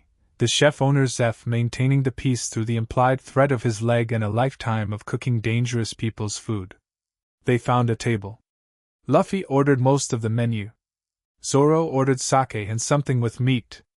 Nami ordered sensibly and watched the room. And then Don Krieg arrived. He arrived the way starvation arrived, sudden and desperate, and trying to hide the desperation under aggression. His fleet had been obliterated by Mihawk in the Grand Line, and he had come back to the East Blue broken and furious, and unwilling to be seen as broken, and he walked into Bartai with 60 starving men and demanded food, and when Zeph fed them he responded by announcing he was taking the restaurant. The restaurant had a cook named Sanji. Luffy noticed him first in the way Luffy noticed things he found important, directly, completely, without filtering. The blonde cook with one eye hidden and the cigarette, and the particular way he moved between tables that looked like something trained underneath the service efficiency. He noticed the way Sanji looked at the ocean when he thought no one was watching, hungry. Not for food. For the same thing Luffy looked at the sea for. He also noticed that Sanji fed Krieg's men before Krieg made his move. He fed them quietly, against Zeph's stated opposition, and watched the 60 men eat with the expression of someone doing something because it was correct, and not because it was safe. Luffy watched this and fouled it. Then Krieg announced his intentions and the restaurant became loud. Krieg was not subtle. He was armored and massive and had been built by the Grand Line into something that used force as a first and last language, and the combination of 60 recovered men and his own considerable threat turned the restaurant into a hostage situation in approximately 4 minutes. Zoro put his hand on his sword. Luffy stood up from the table. "Sit down," Krieg said. He had targeted Luffy immediately, the way people with good self-preservation instincts targeted him immediately. Something in the quality of the stillness, the hat, the age gap between apparent threat level and actual. "You're a kid. This isn't your..." Luffy hit him. Not with the dragon, just with his fist, a straight cross with the full weight of 2 years of training behind it, and the particular density of a body that had been compacted and strengthened by Garp's methods, which were comprehensive. The hit connected under Krieg's chin and lifted him off his feet and deposited him against the far wall, armor cracking at the impact point, and the 60 men went completely still. Sanji appeared at Luffy's shoulder. He had come from wherever cooks go during restaurant hostage situations, and he was looking at the wall where Krieg was sliding down it, and then at Luffy, and his one visible eye was very alert. "What?" Sanji said. "Are you?" "Pirate," Luffy said. "You're coming with us." "I'm what?" "You keep looking at the sea," Luffy said. "You want to find all blue." "I'm going to the Grand Line." He looked at Sanji. "Come cook for my crew." Sanji stared at him. "I don't know you." "I know." Luffy looked back at Krieg, who was making noises about getting up. "Deal with this first. Then we'll talk." "You want me to deal with?" Sanji looked at Krieg, at the 60 men, at Zoro who had appeared on Luffy's other side with the sword already out, at the situation in its totality. "This was your fault," Sanji said. "It was already happening," Luffy said. "It really wasn't. Do you want to come to the Grand Line or not?" Sanji kicked Krieg back into the wall. It was a very good kick, spinning heel, precise, the kind of kick that had years of dedicated practice behind it and knew it. Krieg hit the wall again, and this time the armor cracked further, and he stayed down more convincingly. "I'll think about it," Sanji said. "Okay," Luffy said. Mihawk appeared at sunset. He appeared the way things inevitable appear, quietly, without announcement, in a small black coffin-shaped boat that moved against the current without apparent effort. He appeared because he had been following Krieg's trail as a matter of something between sport and obligation, and he appeared in the doorway of the restaurant, and the temperature in the room dropped by several degrees purely through the mechanism of presence. Luffy looked at him and felt the haki first, the vast compressed weight of it, the kind of haki that had been sharpened to a single point over decades until it could cut anything. Mihawk noticed Luffy noticing. Their eyes met. The greatest swordsman in the world looked at Monkey D. Luffy for a long, cool moment.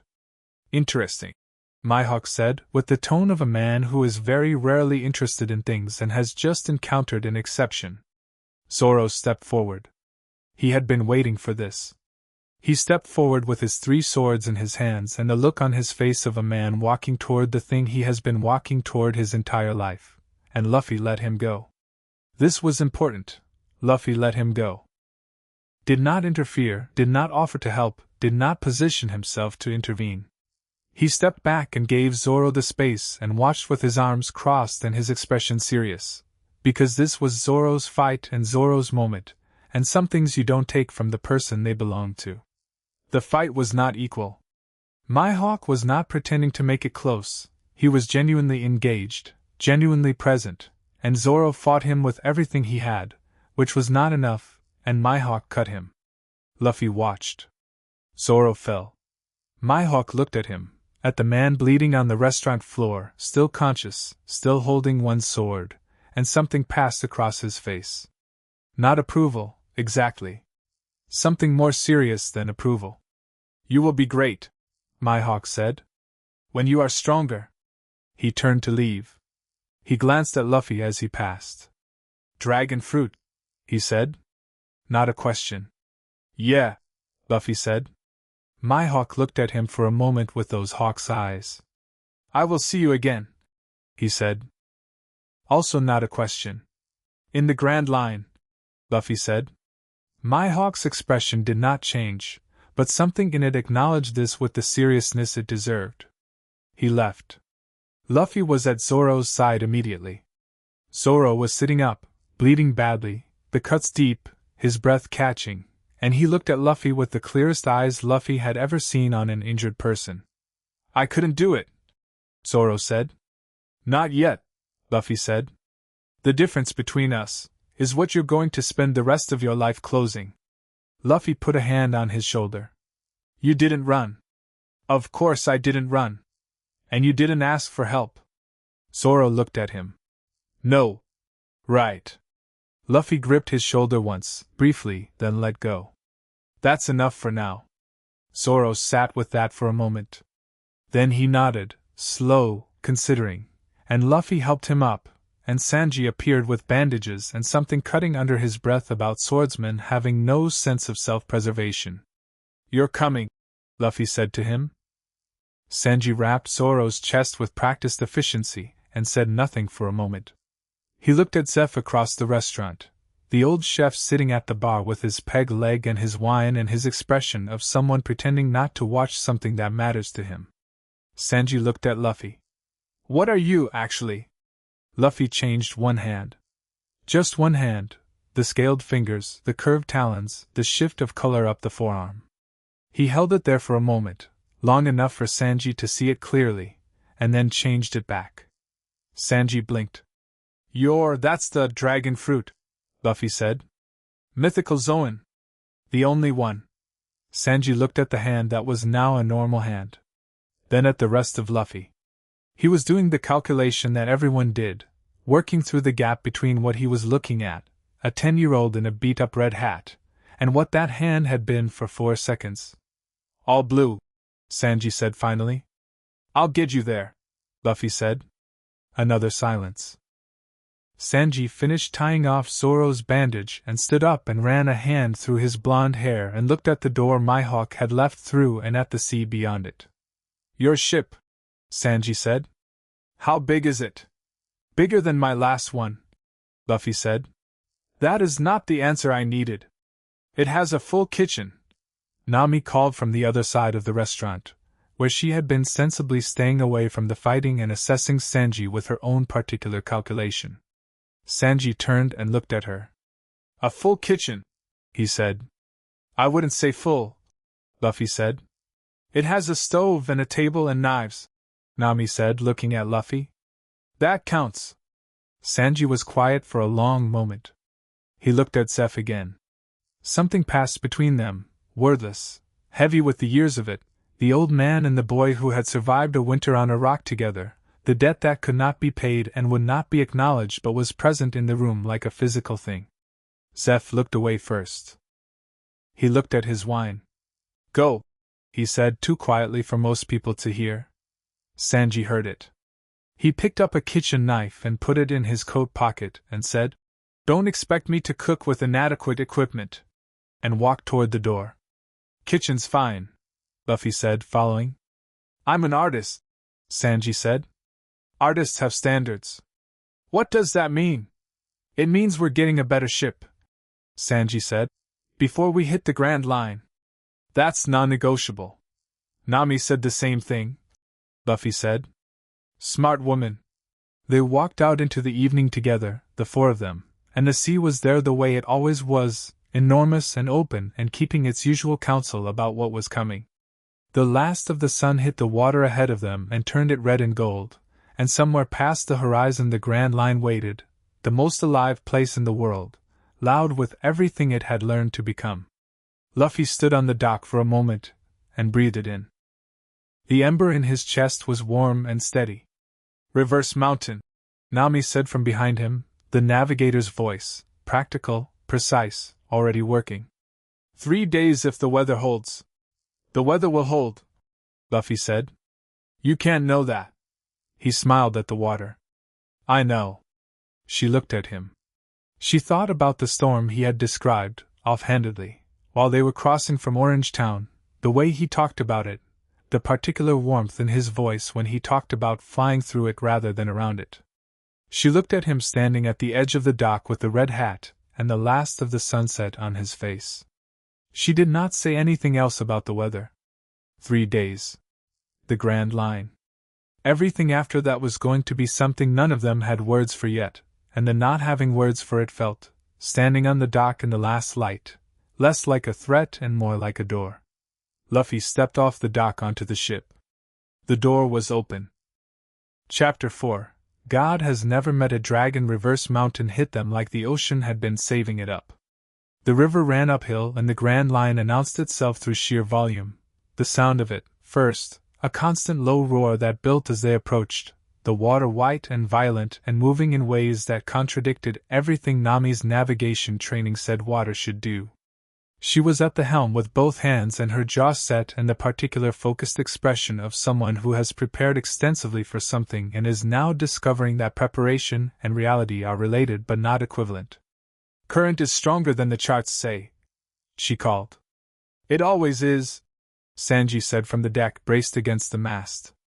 He had spent the previous 2 days cooking through his anxiety, which had produced spectacular results for everyone's meals and depleted the ship's stores at an alarming rate. Zoro was sitting against the mast with his arms crossed and his eyes closed, which was either meditation or sleep. The distinction was unclear and possibly irrelevant given his outcomes were the same for both. Luffy was in the bow, leaning forward into the spray, grinning. The ship went up. The angle was wrong, should have been impossible, the physics of it belonging to a different conversation than the one normal water had with normal ships, and the hull groaned and Nami made a sound between a curse and a prayer, and the spray hit them all cold and hard and the roar became everything. And then they came over the top and the Grand Line opened below them. It wasn't beautiful the way a painting was beautiful. It was beautiful the way a storm at full development was beautiful, the way the deep ocean at night was beautiful. Overwhelming and specific and deeply indifferent to whether anyone was there to see it. The sky ahead was 3 different colors happening simultaneously. An island was visible in the middle distance, wreathed in what looked like permanent cloud but moved wrong, too deliberate. The water was a shade of blue that had no business being that shade. Oh, Nami said quietly. Just that. The ship came down the other side with a long sliding rush, the hull finding the Grand Line's water and settling into it, and then they were in it, actually in it, the Grand Line, the thing that had been a destination and was now a location, and the difference between those two things was significant. Luffy turned around and looked at all of them. Good morning, he said. The first island the log post pointed them toward was called Skylight Rock, which Nami's charts described in 3 words: elevation, ruins, warning. The warning part was not elaborated upon, which Nami found professionally frustrating and everyone else treated as appetizing. It was not Skylight Rock that became the issue. What became the issue was the ship that found them on the second day in the Grand Line, a large vessel, well-maintained, flying a flag Nami recognized before anyone else did. She went quiet when she saw it, the kind of quiet that communicates faster than words. "Nami," Sanji said, watching her face. "Arlong pirates," she said. The name landed differently than it should have. It landed with weight because everyone had heard it from her, not the details. She hadn't given details, but enough. The shape of it. The 8 years and the 100 million and the deal that was never going to be honored. She was gripping the navigation table. "He patrols this far out?" Zoro asked. "He's an Arlong Park captain, not a yes. He goes where he wants." Her voice was very controlled. "He has connections with the Marines here. No one stops him." She looked at Luffy. "We should go around. Change course. The log pose is set, we don't need to. How many on that ship?" Luffy said. He was looking at the approaching vessel, not at her. "Luffy, how many?" 50, maybe 60. Plus Arlong himself if he's aboard, which..." She stopped. "Which he is. I can see Hachi on the deck, which means Arlong's below." Her voice tightened. "This is not the time. My village, if we provoke him now and he goes back and..." Luffy turned to look at her. His expression was not reckless. That was the thing about it. It was not the face of someone about to do something impulsive. It was clear and still and thinking. "Does he know you're with us?" he asked. She blinked. "What? Does Arlong know you left with the crew? Does he know where you are?" She thought about it. "No. I haven't gone back to report in 3 weeks. He'll think I'm still working." "Then we don't start anything," Luffy said. "We let them come alongside if they want. You go below." "I'm not hiding, you're not hiding," Luffy said. "You're being strategic. There's a difference." He held her gaze. "I need your village to still be standing when we go there. That means Arlong can't know you've changed sides yet." Something in her face moved. She looked at him for a long moment.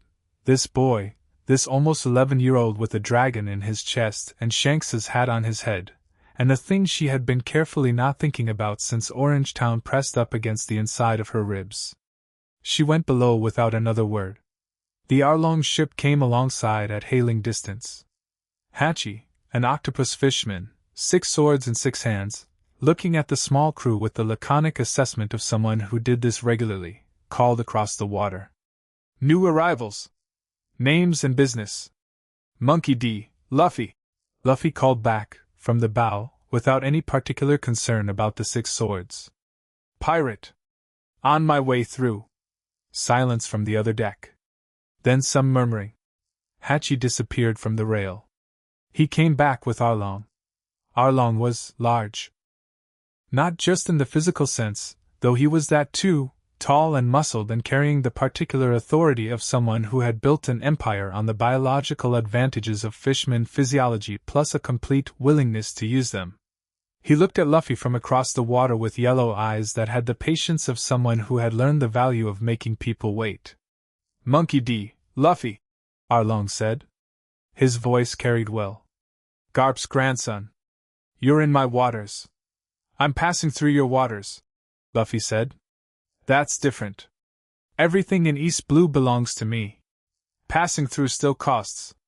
"I disagree," Luffy said pleasantly. Arlong's eyes moved across the ship. He was taking inventory, Zoro with his swords, Sanji at the rail, the size of the vessel, what he could and couldn't see.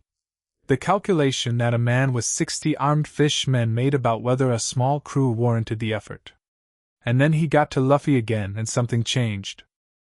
Some piece of information arriving late. "You're the dragon fruit user," Arlong said. "Yeah," Luffy said. Another silence. Longer this time. I've heard about you, Arlong said, and his voice had shifted in a way that wasn't quite caution. Arlong did not do caution as a primary register, but was something adjacent.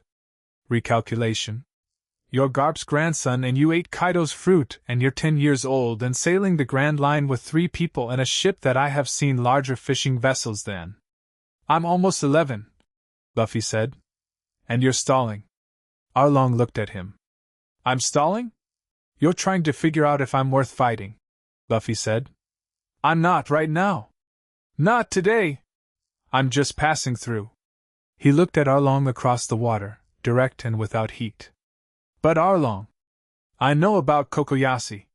The name hit. You could see it, a small tightening, a shift of attention. I know about the deal you made, Luffy said. And I know you're never going to honor it. He said it the same way he said most things, straightforwardly, without drama. I'm not doing anything about it right now. But I'm telling you I know, so that when the time comes you won't be surprised. The gap between the ships.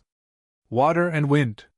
You're threatening me, Arlong said, and there was something new in his voice, not fear, but a kind of genuine focused attention, the way dangerous things paid attention to other potentially dangerous things. I'm informing you, Luffy said. There's a difference. You can go now.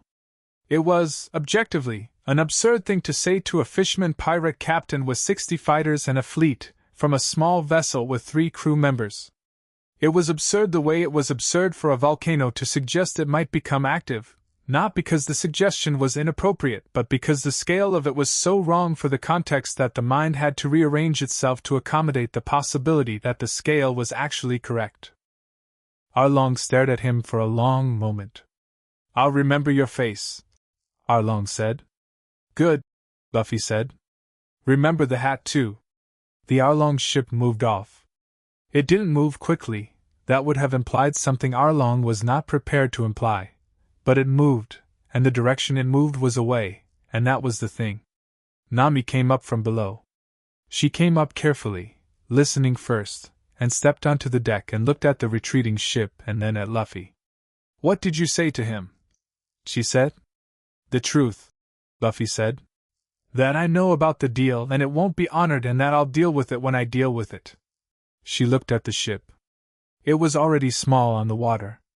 He'll reinforce Kokoyashi. Probably, Luffy said. That makes it harder. Probably, Luffy said again, the same tone. She looked at him. You don't care.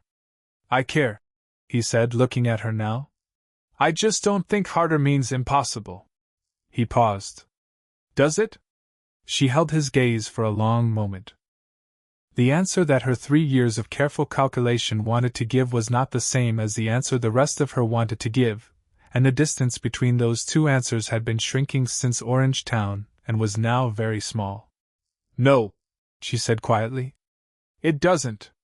He nodded and looked back at the water, and that was that. Skylight Rock was 3 days out. What the charts hadn't said and the 3 words hadn't covered was that the island had a sky component, literally, vertically. The ruins were not on the island. They were above it. Structures suspended in permanent cloud cover 500 feet up, connected to the ground by vines that had been growing long enough to become structural.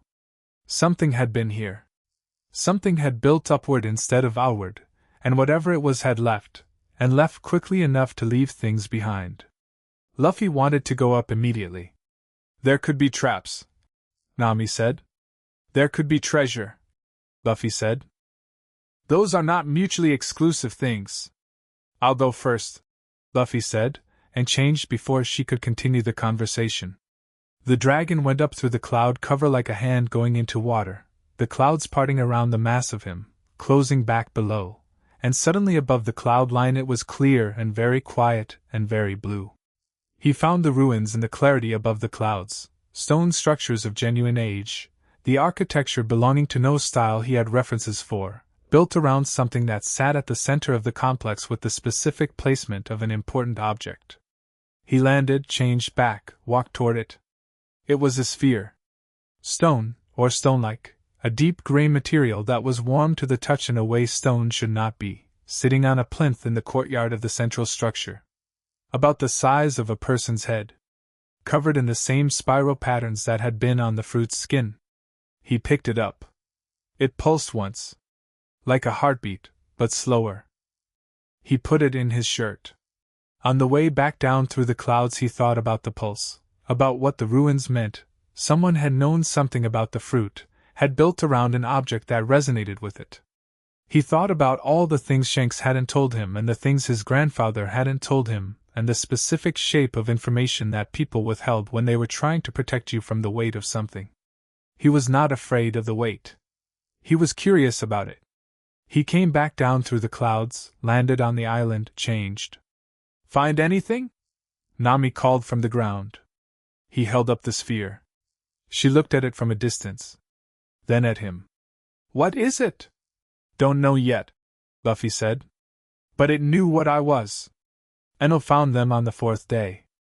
Or rather, they found the system that Enel had built, the outer edge of it, the part where the drums started. They were 2 days from the Sky Island when the weather changed in a way that Nami's instruments captured as data she didn't have interpretation for. The barometric readings made no sense. The cloud formations ahead were wrong, not storm wrong, constructed wrong, the difference between a natural formation and something arranged. "Someone controls that weather," Nami said. "Sky Island," Luffy said. "Sky Islands aren't." She started, then stopped. She looked at her instruments. She looked at the clouds. She was a cartographer and a navigator and a person who dealt in the measurable, and the measurable was currently insisting on something her training said was not possible. "They aren't real." "Nami," Sanji said gently. She looked at him. He gestured at Luffy with a cigarette. She looked at Luffy. The boy who was also a dragon. Who had flown through a storm at altitude no normal creature reached. Who had produced a stone sphere from cloud ruins that pulsed like a living thing. "Fine," she said. "Fine. Sky Islands." The drums got louder as they climbed. The knock upstream, which Nami had identified through 3 days of instrument readings and the deep reluctance of a professional confronting the genuinely impossible, was a column of water that went straight up at intervals when the geological pressures beneath the sea floor agreed to agree. Timing it was the kind of navigation problem that Nami worked on with focused intensity, while everyone else handled the situation of being on a ship that was about to be launched vertically. "Everyone hold on to something," Nami said, which was the most comprehensive preparation available. The stream hit. The ship went up like it had been decided upon by physics that had abandoned its usual constraints, the hull shrieking, water everywhere, the whole world going vertical, and then they were airborne. Actually airborne, the sea dropping away below them with dizzying speed, the ship becoming briefly a projectile. And Luffy let go of the railing and changed and caught the ship on his back on the way up, and the trajectory became something more controlled if substantially more surreal. The dragon carried the ship up through the clouds. It was, Sanji would say later, the most absurd thing he had ever been party to, and he included in that assessment the floating restaurant, the Fishman Empire, and everything that had happened since Bartai. They came out above the clouds into Skypiea. Skypiea was impossible, and then immediately real, the way things became real when you were standing in them. The islands of cloud, the dial-powered architecture, the civilization that had built itself above the world, and then largely forgotten the world below. The Shandorians and the Skypians, and between them the ruins of Upper Yard, which was the island Luffy had been to, or above, in the cloud ruins, and which had been fought over for generations. And presiding over all of it, self-proclaimed God, currently conducting a campaign of systematic destruction from a giant arc in the sky, Enel. They found this out from an elderly Skypian woman named Konis who had the look of someone providing briefings she wished she didn't have to give. The Enel situation was as follows: he had arrived 6 years ago, expelled the previous God, claimed divine authority, and had been running Skypiea on a platform of absolute terror backed by the most powerful Logia ever catalogued, the Goro Goro no Mi, lightning itself. He could become lightning. He could move at the speed of lightning. His observation haki, mantra, they called it here, which Nami wrote down, covered the entire island, which meant he knew everything that was happening on Skypiea in real time. He had also announced, 6 months ago, his intention to destroy the island and everyone on it, and use the gold of Upper Yard to build a flying fortress and go to the moon, which was the kind of plan that had a certain audacious internal logic even if it was also monstrous. Luffy listened to all of this. "Where is he now?" he asked. Coney's looked at him with the expression she had been wearing since they arrived, a layered expression, starting at fear and passing through confusion and landing somewhere near desperate hope. "He knows you're here already. He has mantra. He's been on the Ark Maxim, the flying ship, for 3 days. Preparing." "For what?" "The Deathpia," she said. "The lightning to destroy everything." She looked at Luffy with the intensity of a person making a bet they can't afford to lose. "You're the dragon fruit user. Is it true that, yeah?" Luffy said before she finished. He stood up from the table. Zoro looked at him. "You know where he is?" "He knows where we are," Luffy said. "Which means we don't need to find each other." He walked to the door of the small house, pushed it open, stepped outside. The sky of Skypiea was extraordinary, layered cloud and clear air, the permanent golden light of the islands, something about the altitude that made everything feel closer and more vivid. Luffy stood outside and looked up. "He's watching us right now," Luffy said. "Through his mantra." He raised his voice, not to a shout, just to a carrying tone, conversational but pitched to travel. "You can come down. Or I can come up. Either works." Nothing happened for a moment. Then lightning fell. It came from directly above with no warning, no charge, no static build, just the full committed weight of a bolt that would have been the end of most things it chose to fall on. It hit Luffy and the thunder came simultaneously, the crack and flash of it filling the entire sky, and the Cloud Island ground where he was standing turned black and scorched in a perfect circle. The smoke cleared. Luffy stood in the middle of the circle. He was looking up. His expression had shifted from conversational to interested, the specific quality of interest that came from genuine engagement with something that had surprised him. "You can become lightning," Luffy said. Enel descended. He came down through the cloud cover like a power line had decided to rearrange itself into a person, the gold of him, the drums at his back, the ears extended in the perpetual listening posture of someone who never had to be surprised because they always knew. He was tall, lean, radiating the particular confidence of someone who had never met anything they couldn't end with a thought, and the mantra in his eyes was the constant unresting awareness of a man who had decided he was divine because nothing had ever disagreed. "The dragon," Enel said. He said it the way you identify a species, clinically, with interest. He was looking at Luffy from 10 feet up, suspended on a column of cloud he had shaped into something like a platform. "I've been watching you since you entered my sky." "Skypiea," Luffy said. "Not your sky." Enel smiled. It was a beautiful smile, and it meant nothing good. "Everything above the clouds belongs to God. There is no God up here," Luffy said. The lightning that came from that was not a warning shot. It was fully committed, Enel's Rago, the full gathered force of his fruit compressed and directed, and it came down on Luffy like the sky was ending. Luffy changed. The dragon met the lightning. What happened in the next 3 seconds was, the lightning hit scales that had been conducting and absorbing electrical force since the moment the fruit entered Luffy's body 4 years ago. The dragon was not rubber, could not disperse the energy the way rubber could, but it did something different and arguably more alarming. The scales distributed the charge across the enormous surface area of the body, and some portion of it fed directly into the heat at the center of him, the deep furnace that had been burning since he ate the fruit, and the dragon exhaled.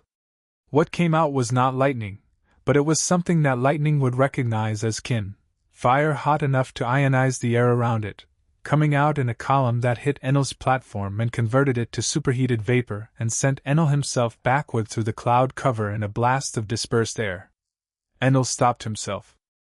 Lightning conducting, reassembling, remanifesting 30 feet up with the expression of someone who had just encountered something new. "You absorbed it," he said. Not alarmed. Fascinated. Mostly, Luffy said. The dragon's voice, vast and resonant and carrying Luffy's inflections underneath the scale of it. The fire part one added. Intriguing, Enel said, and he said it with genuine intellectual interest, which was somehow more disturbing than anger would have been. I've never met anything that could survive Reigo directly. Now you have, Luffy said. Yes. Enel looked at him.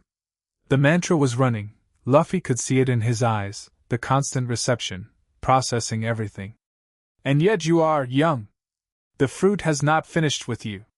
You are not yet what you will be. That's true, Luffy said. Then perhaps, Enel smiled again. In that case, the interesting question is not whether I can defeat you now. The interesting question is whether I should try to understand you instead. You were going to destroy this island, Luffy said. The dragon voice had gone quieter, which was somehow more forceful.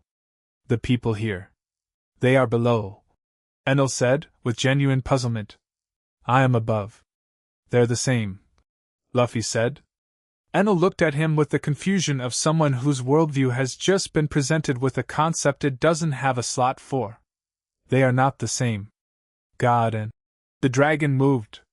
Not the fire, not the hockey. Luffy crossed the distance between them in the form of something that was fast away, whether was fast, wings barely moving because at this range he didn't need them, and hit Enel with one talon not in a killing strike but in the specific move Garp had spent 2 years drilling into him, a compression strike, the full body weight behind one point, designed to produce disorientation rather than destruction. Enel tried to become lightning. He managed it, partially, the form flickering, but something about the Conqueror's haki that wrapped the attack gave the lightning form a surface to interact with, which it shouldn't have had, and the interaction was uncomfortable in ways that lightning being touched by something it couldn't disperse was always uncomfortable. Enel came back to solid form on his hands and knees on a cloud platform. He was breathing harder than he had been. He was looking at his own hands with the expression of a man encountering a malfunction. He looked up at the dragon. I see, Enel said. Do you? Luffy said. A pause. The sky around them, cloud and gold light and wind. Somewhere below, Luffy could feel, through the haki, running wide, the people of Skypiea. The Shandorians in the ruins of Upper Yard. The ordinary people in their homes on the Cloud Islands. Small and warm and frightened and continuing to exist because the thing that had been planning to end them was currently on its hands and knees reconsidering. The Arc Maxim, Luffy said. The Deathpia. Stop it. Enel was quiet for a long moment. I built that for 20 years, he said. It was the first thing he had said that was not divine pronouncement or clinical observation. It came from somewhere personal, and it arrived with the texture of something real. The moon. What's up there? I have always... He stopped. The moon? Luffy said. There is something there, Enel said. He said it quietly. I have always felt it. The sky is not the highest. There is more above. He looked at Luffy. That is why. Not the island. Not these people. The island was collateral. Fuel. I needed the gold. Luffy looked at him for a long moment. Then the dragon sat back, and the enormous form settled, and the pressure in the air reduced. You want to go to the moon? Luffy said. Yes. Not because you're God. Because you're curious. Enel's expression, for the first time, dropped the divine performance entirely, and showed something underneath it. Yes, he said again, very quietly. Then go to the moon. Luffy said. Take your Arkansas, leave the island. He looked down through the cloud cover at the life below. You don't need to kill anyone for that. The silence stretched. Enel stood up. He looked at Luffy, really looked, the way people looked when they were deciding something that was going to be irrevocable, and something in the perpetual mantra of his eyes found a frequency it hadn't been tuned to before. You would let me leave, Enel said. I'd help you leave if it meant the island stands, Luffy said. Something crossed Enel's face. It was not gratitude, it was too strange for that, too unaccustomed. It was recognition, possibly. The recognition of someone who has been operating in a framework that just proved insufficient. I need the gold, Enel said. In Upper Yard. Shandorian gold, Luffy said. Not yours. No, Enel agreed. After a pause that contained several years of assumption revising themselves. No, it is not. What followed was not peaceful, but it was not war. The Shandorians came out of Upper Yard when the fighting stopped. They had been fighting for 400 years, and they came out of the ruins in the golden light, and their elder, an old warrior named Kalgara's heir, looked at the stopped Arc Maxim and then at the dragon on the cloud platform above and said nothing for a long time. Enel stood on his arc and looked at the gold below him, and made the choice that mattered. He left without it. The Arc Maxim went up. Past the cloud cover, up through the blue, up past the altitude where the air thinned and the color changed, up into something that was not sky anymore. Luffy watched it go, still in dragon form, floating on the thermal above the island. He felt it when the arc crossed out of range. Felt Enel's mantra wink out of his perception like a light going off. He came back down. Nami was on the ground, talking to the Shandorian elder, her chart open in front of her and covered in new notations, the navigator's look of someone being given something genuinely valuable. Sanji had found a kitchen somewhere, and the smell of food had become a form of diplomacy. Zoro was sitting against the ruin wall, hand on his swords, watching the tree lean with the attentiveness of someone who had noticed something but hadn't decided if it was worth mentioning. Luffy landed and changed and walked up to Zoro. You let Enel go, Zoro said. He wanted the moon, Luffy said. Zoro looked at him. That's why. People who want something real aren't the same as people who just want power, Luffy said. He sat down beside Zoro. He was confused. Thought the wanting meant he was divine. It just meant he wanted something. Zoro was quiet for a moment. You're going to do that a lot, aren't you? Do what? See the thing underneath the thing. He said it without judgment, just identifying. Luffy shrugged. It's usually there. Nami came over with her chart. Her eyes were bright, the navigator's brightness, the glow of a person who has been given a piece of the world they didn't have before. The Shandorians have charts of the Grand Line, she said. Proper ones. 400 years of accumulated navigation data from a civilization that lived above the weather systems. That's good, Luffy said. It's extraordinary, she said, and the correction was gentle. She sat down across from them, spreading the chart on the cloud grass. There's a notation here. She pointed. About an island called Water 7. The Shandorians traded with it, 300 years ago. Shipbuilders. She looked up. We need a real ship. Sanji said the same thing. Luffy said. Sanji is correct. Nami said. Are you admitting Sanji is correct about something? Don't make it a thing, she said, but the edge of her mouth moved. They sat on the cloud island in the afternoon of Skypiea, the gold light doing what gold light did, the ruins of something 400 years old around them, and the island standing.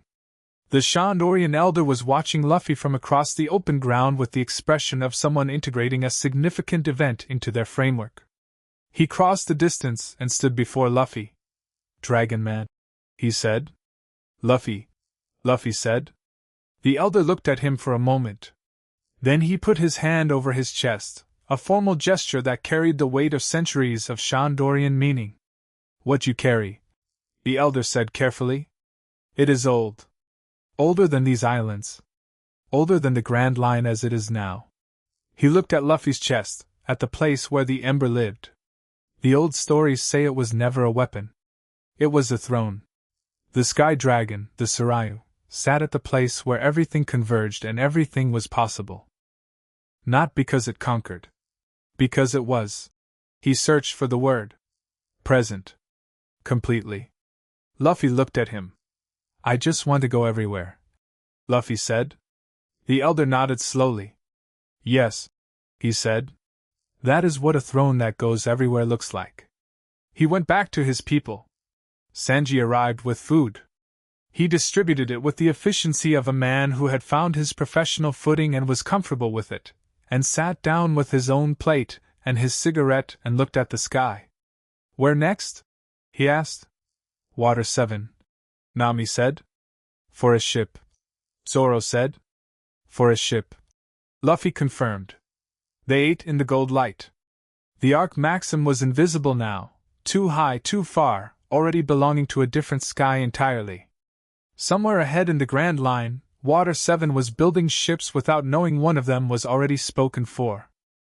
And below the clouds, below the knock-up stream, below the surface of the ocean and the regular motion of the East Blue, a den mushy connection was opening in a marine headquarters deep in the New World, and a voice was saying words that were being written down by hands that would not be steady when they finished writing. Dragon-class Zoan confirmed active. Grand Line entry confirmed.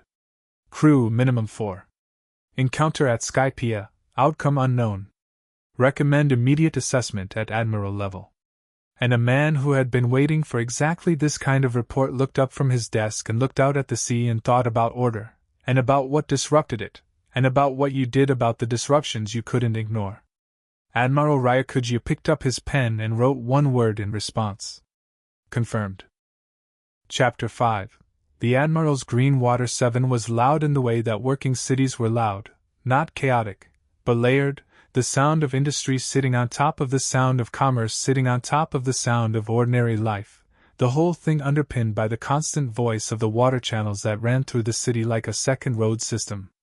Shipbuilders and canal boats, and the smell of fresh timber and iron and the sea everywhere, in every direction, the city built on the assumption that water was infrastructure. Luffy liked it immediately. They had docked 3 days ago, and in those 3 days Nami had found the Galileo Company, the premier shipyard, the one the Shanorian charts had referenced obliquely, and opened negotiations. Sanji had found the market district, and spent 2 days in a state of professional reverence. Zoro had gotten lost on the first afternoon and reappeared on the second evening without explanation, marginally damp, carrying a new whetstone. The ship situation had resolved itself with the help of a foreman named Paulie, who had looked at their vessel with the pained expression of a craftsman confronting a professional insult, and immediately begun redesigning it in his head before the conversation was finished. The work was started. It would take 4 days. Luffy spent the first 2 days exploring, which meant he covered approximately 30 square miles of city on foot and by water and on one occasion by rooftop, cataloging everything through the method of direct experience. He ate at 17 different stalls. He talked to a canal boat operator for 2 hours about tides. He found a dog that was very large and befriended it in under a minute. He was on a bridge on the third afternoon, watching the canal below, when he felt it. He felt hockey before most people. It had always been this way. The fruit had made his perception wider, or maybe the fruit had just confirmed what was already there. But he could feel the weight of powerful people the way you could feel weather fronts before the sky showed them. The warmth in his chest, calibrating. Something large and considered moving through the city. Not running, not hiding. Coming directly. He turned around. The man who walked up to the bridge from the Water 7th Street level was tall, composed, dressed in the Marine Admiral's coat in the loose style, over the shoulders, arms free, the white of it impeccable. His hair was the dark red-brown of old wood, and he was eating something from a paper bag with one hand, the other in his pocket, and he moved through the crowd the way water moved through stone, not forcing, just finding the path. He stopped at the bridge railing 10 feet from Luffy and ate something from the bag and looked at the canal below. "Admiral Ryakuji," Luffy said. The Admiral glanced at him. He looked younger than the title suggested, not young, but not the weathered ancient that a lifetime of marine service sometimes produced. He had the particular quality of someone very intelligent who had decided to be patient, and the patience had become a kind of stillness. "Monkey D, Luffy," Ryakuji said. He had a voice that belonged in rooms with good acoustics. "I wasn't sure you'd recognize me." "I felt you coming," Luffy said. "You weren't hiding." "No," Ryakuji agreed. He ate another piece of whatever was in the bag. He was eating leaves, Luffy noticed, actual plant matter, with the focused appreciation of someone who found this genuinely excellent. I don't hide. It's unproductive. He looked at Luffy properly. You're smaller than the reports suggested. I'm almost 11, Luffy said. Yes, the reports mention that too. He looked back at the canal. I came alone. I want you to know that. I know, Luffy said. I'd have felt a fleet. Ryakuji's expression shifted fractionally, something that wasn't quite a smile. The Conqueror's haughty range is impressive for your age. He closed the paper bag and put it in his coat pocket. Can we talk? We're talking, Luffy said. At length. Without fighting, if possible. He looked at Luffy. I'm not here to arrest you. Luffy looked at him steadily. The ember in his chest was steady too, present but not agitated, the calibration of something that was not afraid. Why not? Because arresting you would require engaging you, Ryakuji said. And engaging you here would mean this city suffers for it. I don't want this city to suffer. He said it simply. I like this city. The craftsmanship here is extraordinary. Luffy looked at him. That's why you don't want to fight. The city? One of the reasons. Ryakuji moved to the railing and rested his forearms on it. Below, a canal boat passed carrying timber. I also want to understand you. The reports are. He paused. Incomplete. Contradictory. A 10-year-old who ate the world's most dangerous mythical Zoan, sailed the Grand Line, defused a situation at Skypiea without casualties, and let an Admiral-class threat leave voluntarily. He looked at Luffy. Enel. You let Enel go. He wanted something real, Luffy said. The moon. He was going to kill thousands of people. He didn't. Because you stopped him. Because I gave him a better option, Luffy said.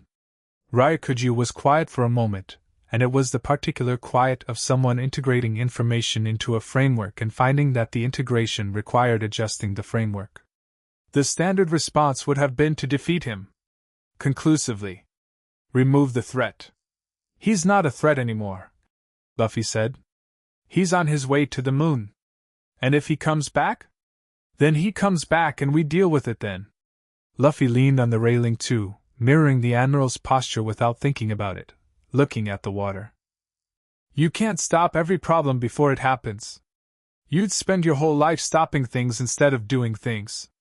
Ryakuji looked at him. Something in the Admiral's expression was doing something careful and layered, the expression of a man who had come to this conversation with a thesis and was finding the evidence more complicated than anticipated. Let me tell you what I believe, Ryakuji said. Okay, Luffy said. I believe the world works because it is ordered. Laws, governance, the hierarchy of authority, these things are not just conveniences.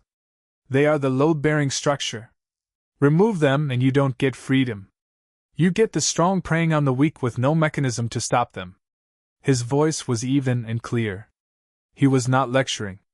He was explaining himself, which was a different thing entirely. The world government is not perfect. I know this.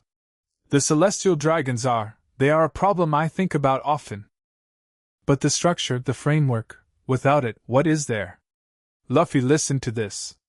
Really listened, the way he listened to things that were genuinely being said to him rather than at him. Arlong, Luffy said. Ryakuji blinked. What?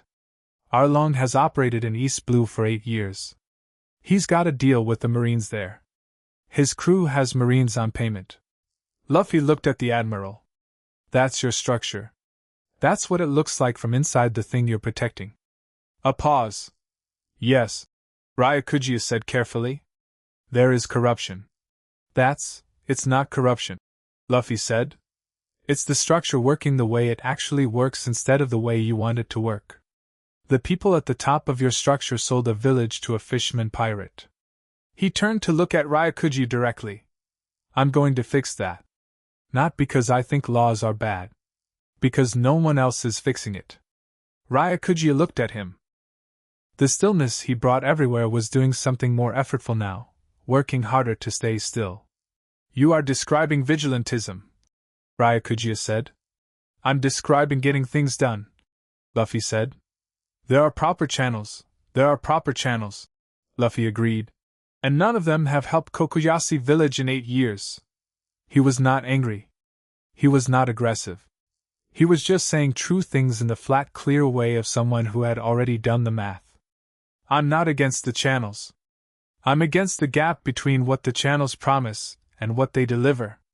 Ryakuji was silent for a long moment. He looked at the water, at the city around them, the canal boats and the timber and the craftsmen, and the ordinary people living in the structure that Ryakuji had spent his life maintaining. You are going to be very difficult, Ryakuji said. Not as an insult. As an assessment. I'm going to be king, Luffy said. That is what I mean by difficult. He turned to face Luffy fully. If you reach the top, if you get to Laugh Tale, if you find One Piece, what then? What does a king who refuses to be ordered look like? What stops you from becoming the thing you hate? The thing Arlong is?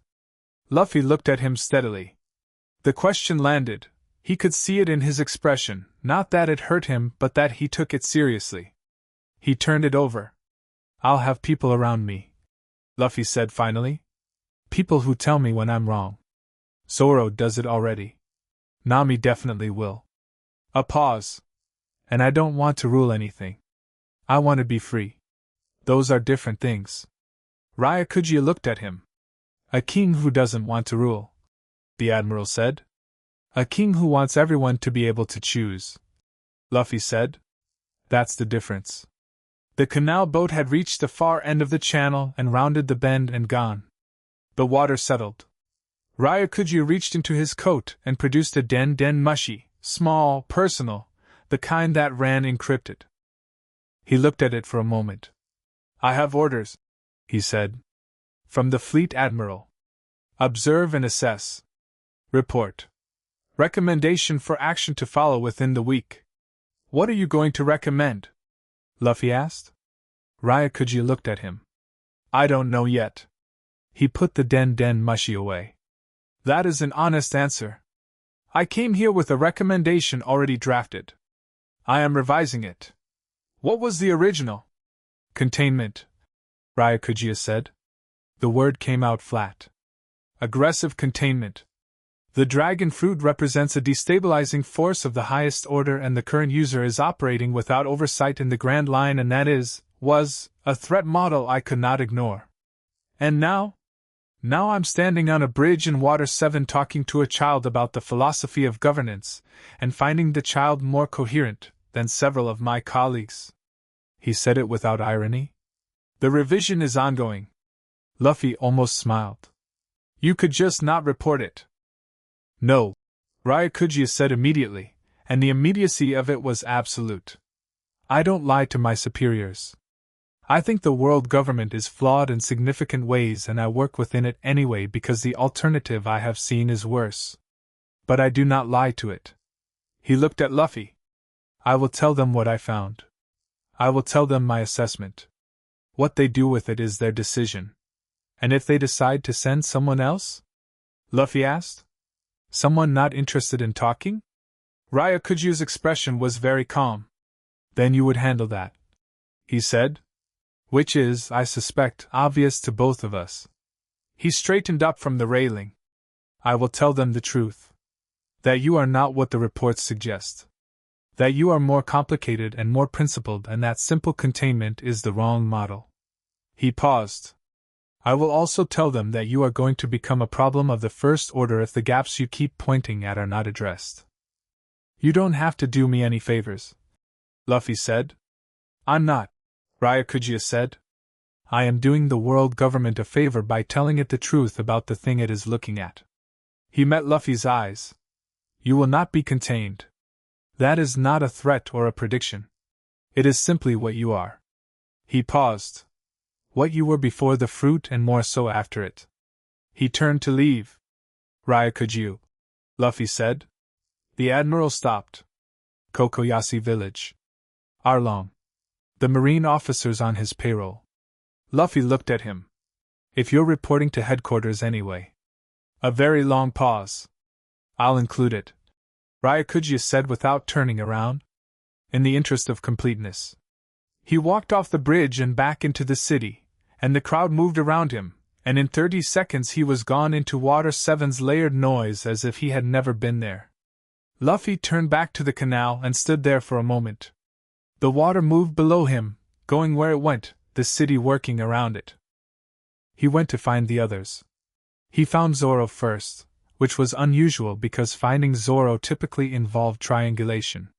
Zoro found him, actually, stepped out of a side street near the shipyard and fell into pace beside Luffy without preamble. "Admiral," Zoro said.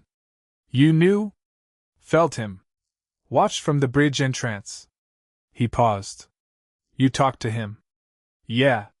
"For a while?" "Yeah." Zoro was quiet for a half a block. "And?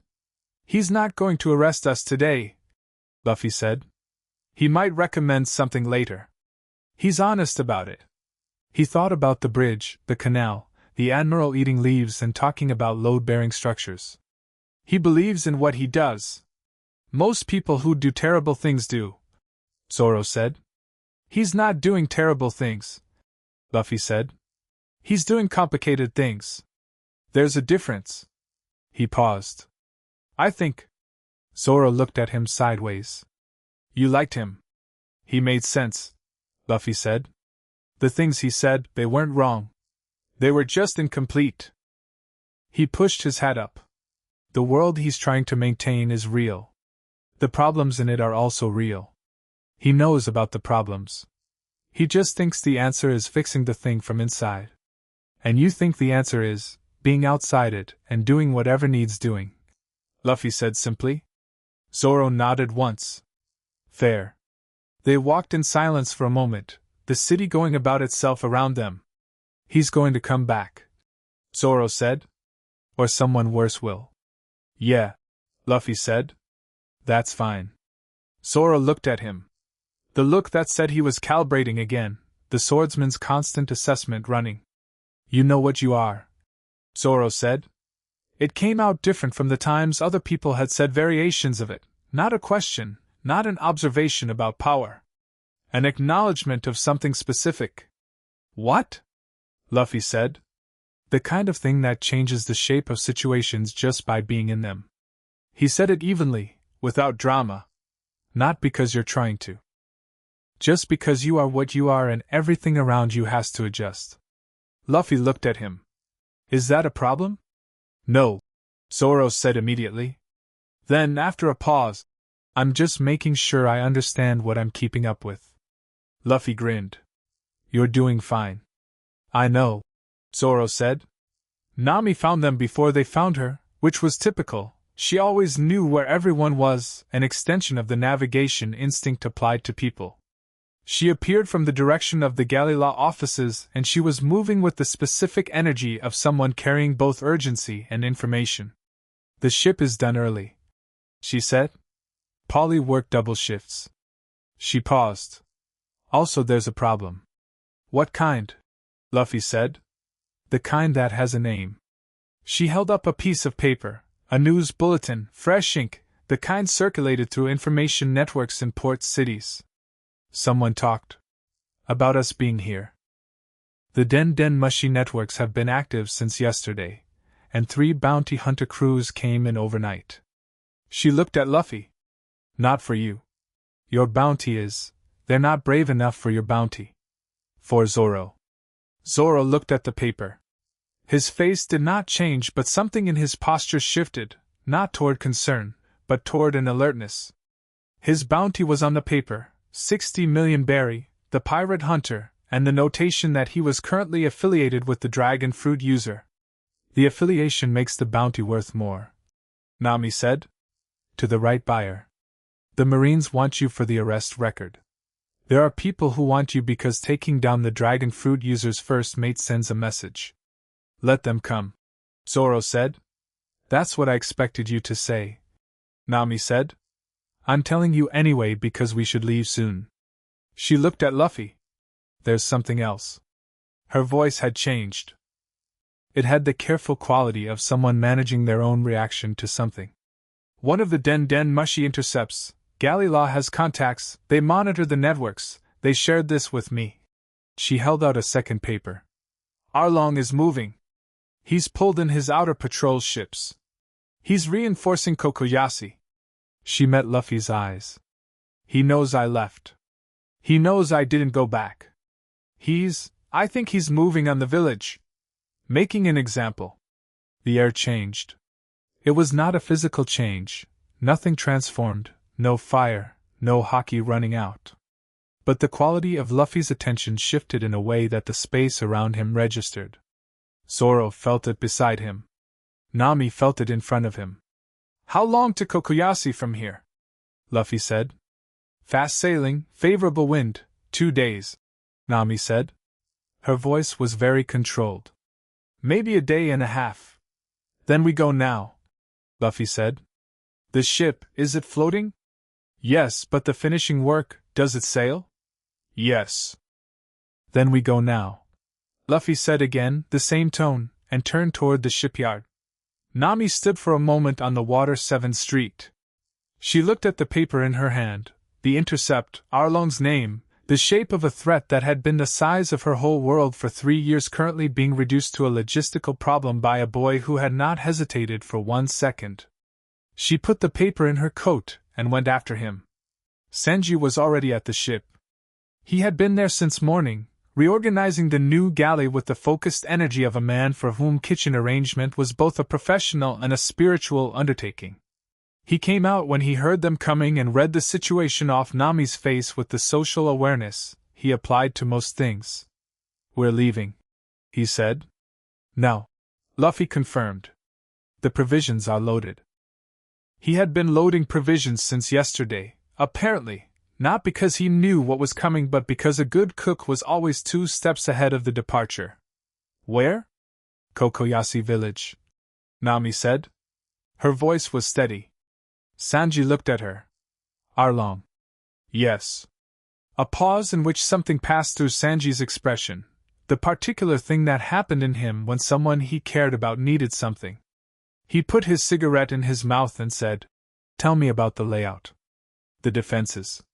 Everything. Nami looked at him. I'll tell you on the way, she said. Polly was on the dock when they cast off, still carrying tools, watching the not-quite-finished vessel pull away from his shipyard with the expression of a man watching his professional standards be compromised. He shouted something about the gunwale that Luffy assured him would be fine and that Nami wrote down to actually address. The ship moved out of Water 7's canals and into the open sea, and the Grand Line received it in the way the Grand Line received everything, with weather that was doing something unexpected and a current that had its own agenda. Nami was at the helm. She had been at the helm since they left, and her charts were spread around her, and she was working with the intense focus of someone who needed to move fast and move correctly, and could not afford to be wrong. Luffy stood in the bow. He stood there for a long time, watching the water ahead, and let the hockey run wide. Not searching for anything specific, just present, the way he was present when the island of Skypiea had been below him, and he could feel the warm weight of people living their lives.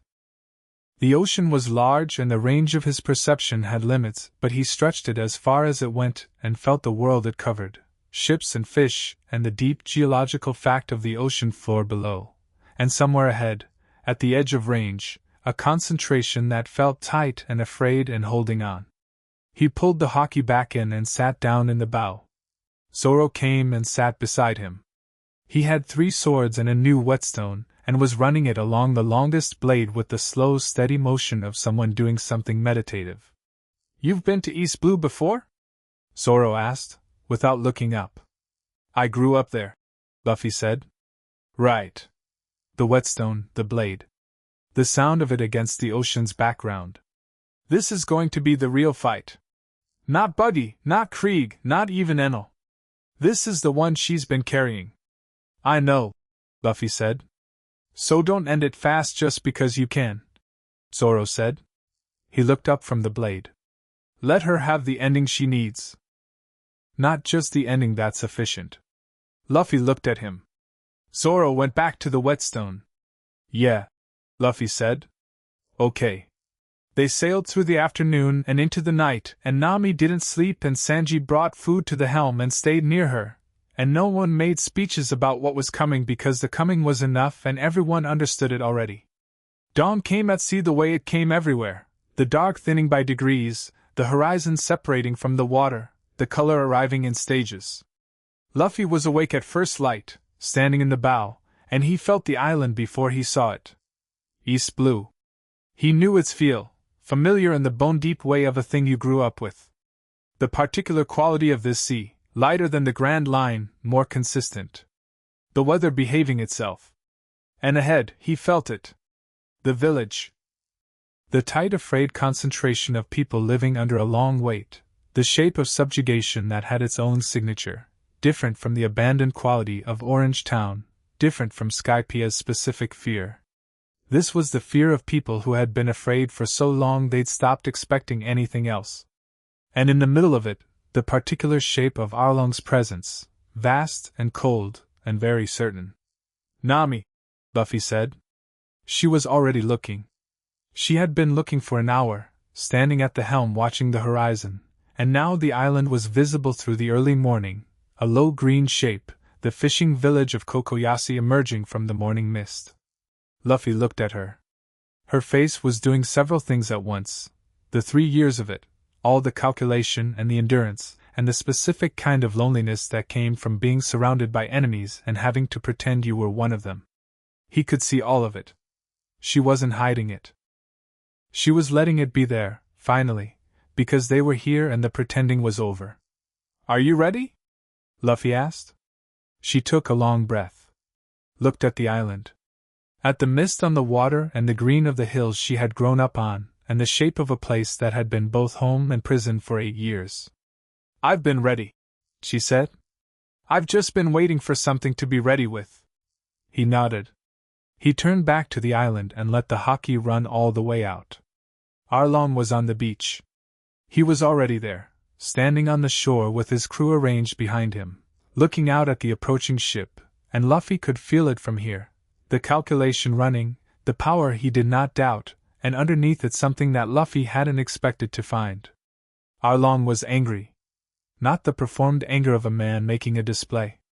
Real anger, personal, specific, the anger of someone who had believed in their framework absolutely, and was watching it fail to behave correctly. His framework said the world arranged itself by strength. His framework said that humans were below fishmen in any arrangement that was honest about what it was. His framework said that the deal with Nami was leverage, and leverage didn't just walk away. The framework was encountering Luffy, who did not participate in other people's frameworks. The ship came alongside the dock. Luffy stepped off first. He stepped onto the dock at Kokoyasi Village in the early morning, the sun just clearing the horizon, the mist still on the water, and he put his hands in his pockets and looked at Arlong across the beach with the same direct, uncomplicated attention he brought to everything. "Luffy," Arlong said. 20 meters between them. His crew at his back. The village behind him, the people of it visible at windows and doorways, watching. "You're a long way from the Grand Line." "I came back," Luffy said. "For what?" "For her?" Arlong's voice had the edge of genuine contempt in it now. "You sailed the Grand Line to come back for a human village?" "The dragon fruit." He said the words with a weight of recognition, the careful weight of a man who had gotten the reports and read them and is now updating for direct observation. "And you used it to come to East Blue?" "I told you I would," Luffy said. "You were 10 years old on a boat in the middle of the ocean." "I was almost 11, Luffy said. The mist on the water. The early birds starting. Somewhere in the village, Luffy could feel Nami's sister, a warm, steady presence, the particular quality of a person who had been afraid for a very long time and was currently doing the thing that came after fear, which was something not quite hope but in the same family. "I'm going to offer you one thing," Luffy said. Arlong looked at him. "You're going to offer me leave," Luffy said. "Take your crew. Go back to wherever you came from. The village is done with Arlong Park." He looked at Arlong steadily. "That's the offer." Silence on the beach. Arlong began to laugh. It was a genuine laugh, in its way, the laugh of a man who has had his intelligence insulted in a direction he wasn't expecting. He laughed, and his crew picked it up around him, and the sound of it filled the morning. "You are a child," Arlong said through the laugh, the kind of laugh that had come to the far edge of itself and was becoming something else. "You have a dangerous fruit, yes. You have hockey, yes. But this, coming here with your little crew and your little speech, I know you're not going to take the offer," Luffy said. "I made it anyway." The laugh stopped. "Because if you don't take it," Luffy said, "what comes next is my fault too. I gave you the choice." He looked at Arlong. At the crew. At the village behind them, the people at the windows, 8 years of this on their faces. "You should have taken it." He changed. The dragon over Kokoyasi village at dawn it was something the people there would talk about for the rest of their lives. The way the shadow fell across the beach as the sun cleared the horizon, an enormous shape crossing the light. The sound of it landing, not violent, but final, the sound of something that had arrived completely. The way the mist on the water moved outward from the wing draft, clearing in rings. Arlong looked up at it. The Conqueror's hockey came out like a tide going out, the full, unrestrained version, not the careful measured thing Luffy used in crowds or conversations, but the real thing, the dragon thing, ancient and total and belonging to a creature that existed at the top of everything. 14 of Arlong's crew sat down immediately. Another 9 went to their knees. Arlong stood. He stood because he was strong and because he was genuinely extraordinary in his own right, and because his pride had a structural integrity that brute hockey alone could not immediately dismantle. He stood and looked at the dragon, and the thing in his eyes was not fear but something very close to a reckoning. "Fight me yourself," Arlong said. "Don't hide behind the fruit." The dragon lowered its head until it was at his level. Luffy's voice came out of it, shaped by the resonant chest cavity into something vast but carrying Luffy underneath. "This is me," Luffy said. "There's no hiding." Arlong moved. The fight was not long. That mattered. It was not long because Luffy was not performing anything and was not drawing it out. He fought with the complete commitment that the dragon form carried and the technical precision that Garp's 2 years of brutal training had installed into the human body and that the dragon body inherited. Arlong was fast and powerful and hit with the kind of force that broke ships, and every strike he landed on scales that had been weathering lightning bolts and grand line storms produced results he had not built a framework for. He tried to get to the water. Fishmen in water were another category entirely, and Luffy took the water away by landing between Arlong and the sea with a wingspread that turned the landing into a wall. Arlong went for the eyes, the vulnerable point, the one that mattered, and Luffy moved with the speed that made Ryokuji revise his reports, the full dragon speed that had almost nothing in the world to compare it to, and Arlong's hand found air. It ended when Luffy hit Arlong Park. Not Arlong the person, Arlong Park, the headquarters, the building, the symbol of it. He hit it with the tail in one long sweep that expressed about 30% of what he was capable of, and the structure came down in pieces, and the sound of it ran across the water to where the village stood, and the people of Kokoyasi village heard it, and the morning changed. Arlong stood in the rubble of his own headquarters. His crew was down, not dead, but removed from the immediate conversation. He stood in the rubble and he looked at the dragon, and his yellow eyes were doing something complicated and genuine. "What are you?" he said. It came out different from all the other times people had said it, raw, stripped of everything but the question. Luffy changed back. Stood in front of Arlong, human-sized, hat on, hands in pockets. "I'm a pirate," Luffy said. "Pirates take things," Arlong said. "They don't." He gestured at the rubble, at the crew, at the beach, at the village behind him that was still standing. "They don't do this." "Some do," Luffy said. He looked at Arlong. "You could have been different. You've got your own anger about how the world works. The fishman stuff, the humans versus fishmen thing. That's real. That's something worth being angry about." He met Arlong's eyes. "But you made the village pay for it." Arlong said nothing. "Go," Luffy said. He didn't say it with contempt. He said it with the complete simplicity of someone ending something that needed ending, without drama, without lingering. Arlong went. Nami came down to the beach when the crew had gone. She came down alone, through the village, through the people coming out of their houses into the morning, through her sister who had grabbed her in the doorway with both arms and held on, through all of it, and walked down to the beach where Luffy was standing at the water's edge looking at the horizon. She stood beside him. The morning was fully arrived now, proper daylight, the mist gone, the sea doing the ordinary things the sea did in East Blue, the water bright and calm. She didn't say anything for a long time. "He's not coming back," she said finally. Not a question. "No," Luffy said. "How do you know?" "Because he found out there's something bigger than him," Luffy said. "People like that, once they know, they go find somewhere they can still be the biggest thing." He paused. "He'll find it somewhere." She was quiet.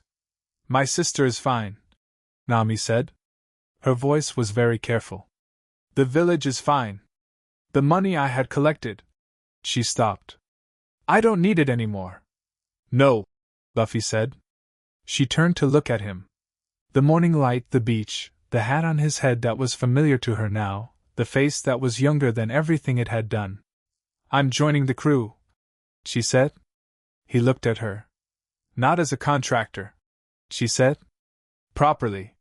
She met his gaze. "I told you I wouldn't until Arlong was dealt with." "I know," he said. "He's dealt with." "I know," he said and smiled. She looked at the smile. It was the same smile it always was, genuine and uncomplicated and belonging entirely to this specific person. She thought about Orange Town and the barrel and the map. Thought about the storm he had flown through. Thought about Ryokuji on the Water 7 bridge, the admiral who had come to assess and left revising his recommendation. "Where do we go next?" she asked. Luffy looked at the horizon. "Forward," he said. She looked at the same horizon. The East Blue, the sea she had grown up on, the sea that had been her world and her cage, and was now just the beginning. "Forward," she said. In a Marine headquarters office, a report was filed. Ryokuji sat at his desk with a cup of tea gone cold and wrote the last line of it, and read the whole thing back to himself once, the way he always did. It said what he had told Luffy it would say. The truth, as he had found it. The complicated truth, the kind that didn't translate cleanly into action recommendations, the kind that left the chain of command more uncertain than they were before reading it. He added one line at the end that he had not told Luffy he would add: note, recommend close and continued observation. Aggressive containment is counterproductive, and will produce engagement at a scale this office is not prepared to manage. The subject is not an enemy of the people. He may be the most dangerous thing in the world. These two facts are not contradictory. Handle accordingly. He signed it. He sealed it. He looked out at the sea for a long moment, at the grand line on the horizon, at whatever was out there moving through it right now. Then he drank his cold tea and went back to work. Chapter 6: King of the Storm. 3 weeks after Kokoyashi, the world learned Luffy's name. Not from a report or a whispered rumor working its way through port bars. From a newspaper. The actual paper, the Berry Berry News, distributed by News Coup across every island with a mailbox and several without, its front page carrying a photograph that a journalist on a passing merchant vessel had somehow managed to take at sufficient distance to survive the taking. The photograph was of a dragon over the East Blue. Not in flight, not attacking. Standing on a beach, backlit by dawn, with what the article described as the aftermath of the Arlong Park destruction behind it. The scale of the image, the way the creature filled the frame, the shadow it cast, the particular quality of stillness in the posture, communicated something that the photographer had not intended to communicate but that came through regardless. This was not a threat display. This was something that had already decided the outcome and was standing in it. The headline read, Mythical Zoan user destroys Arlong Park, world government silent. Below the photo, in the article body, were 2 lines that traveled faster than the rest of it. The fruit is confirmed as the Yo-Yo no Mi, model, Surayu, previously held by the Emperor Kaido. The current user is believed to be Monkey D. Luffy, age 10, grandson of marine hero Garp. The article was 3 columns long. The bounty poster issued 2 days later was simple. The number on it was 300 million berry. Luffy read the bounty poster on the deck of the ship while eating breakfast. He read it the way he read most things, with complete unfiltered attention and no particular emotional management of the response. He looked at the photograph on it, which was the same Dawn photograph from a different angle, looked at the number, looked at his name. 300 million, Sanji said, coming up from the galley with a second plate. His own expression was doing something between awe and competitive injury. Your first bounty is 300 million. Is that good? Luffy asked. My first bounty was 77 million, Sanji said, which I thought was respectable. He put the plate down. 300 million. Yours will go up, Luffy said. That is not the point. What's mine? Zoro asked from the mast, not opening his eyes. Nami looked at the second sheet. 60 million. Uprated from the previous posting. Zoro said. Mine is 66 million, Nami said, with the satisfaction of someone who has been doing accounting correctly. Sanji is 77. Zoro is 60. She paused. I'm ahead of Zoro. Zoro opened one eye. Temporarily, he said. Mathematically, Nami said. Are you two going to? Sanji started. Yes, they said simultaneously. Luffy put the bounty poster in his shirt, next to where the stone sphere from Skylight Rock lived, pressed against the ember. He had been thinking about the sphere for 3 weeks, not obsessively, but consistently, the way you think about something that is going to matter when you understand it. It pulsed at irregular intervals, never the same gap between pulses, and the pulses had started to carry something more than sensation, a directional quality, faint and unconfirmed, like a compass needle that hadn't quite committed. Where are we? He asked Nami. 2 days from an island called Drum, she said, the navigator's voice. The log pose points there. I have limited information on it, former kingdom, recent political upheaval, something about a doctor. She looked at her charts. The Shandorian navigation data describes it as a way station. Useful for resupply. Does it have good food? Sanji asked. It has snow, Nami said. Sanji considered this. Snow doesn't preclude good food. It's cold. I have a coat. You have a suit. My suit is fine, Luffy said, ending the conversation by the simple mechanism of not participating in it, which was the only method that worked. He stood up, ate the last of the breakfast in 3 large bites, and looked at the horizon. The Grand Line ahead. 2 days to Drum Island. Somewhere further, the New World. Somewhere further than that, Laugh Tale and the thing that Roger had left there. He was 11 years old. He had a crew of 4, a ship that Polly had mostly finished, a bounty of 300 million berry, a stone sphere that pulsed against his chest, and a dragon in his blood. He felt, standing in the bow, something that he couldn't name precisely but that lived in the same neighborhood as rightness. Not completion, completion was a long way off. But rightness. The feeling of being exactly where you were supposed to be, doing exactly what you were supposed to be doing, with exactly the people you were supposed to be doing it with. He breathed in the Grand Line air, which tasted like ozone and deep salt and something he had only ever smelled at altitude, and smiled at the water. Drum Island was white from the harbor. White and cold and vertical, the drum-shaped mountains that gave it the name rising out of the snowpack in sheer columns, the castle at the top of the central peak visible against the sky that was the flat gray of deep winter. The harbor was small and mostly frozen, with a channel kept clear by what looked like daily effort, and the people who watched them dock had the look of a population that had been through something recent and was still integrating it. The something recent turned out to be Wapol. They got the story in pieces from a dockside tavern with a fire that Sanji stood next to with visible relief, a king who had fled when a pirate arrived, who had taxed his people into poverty to fund a personal medical monopoly, who had taken all the doctors with him when he left. Now Drum Island had one doctor on the peak, a woman named Kureha who Nami's charts listed as approximately 140 years old, which Nami had assumed was an error. "It's not an error," the tavern keeper said. He said it with the flat certainty of a man who had stopped arguing with the facts of his island. What the island also had currently was a problem. A child was sick in the village. Not dying, not yet, but the kind of sick that the one doctor on a mountain situation made dangerous, because getting to Dr. Kureha meant climbing the mountain in winter, and the people who had attempted it for non-emergency reasons were respectfully and comprehensively turned away.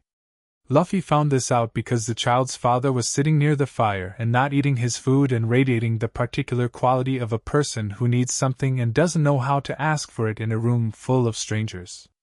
"Your kid," Luffy said to him. The man looked up. He had the look of a fisherman, weathered, practical, the kind of person who did not ask for things easily. "She has the snow fever."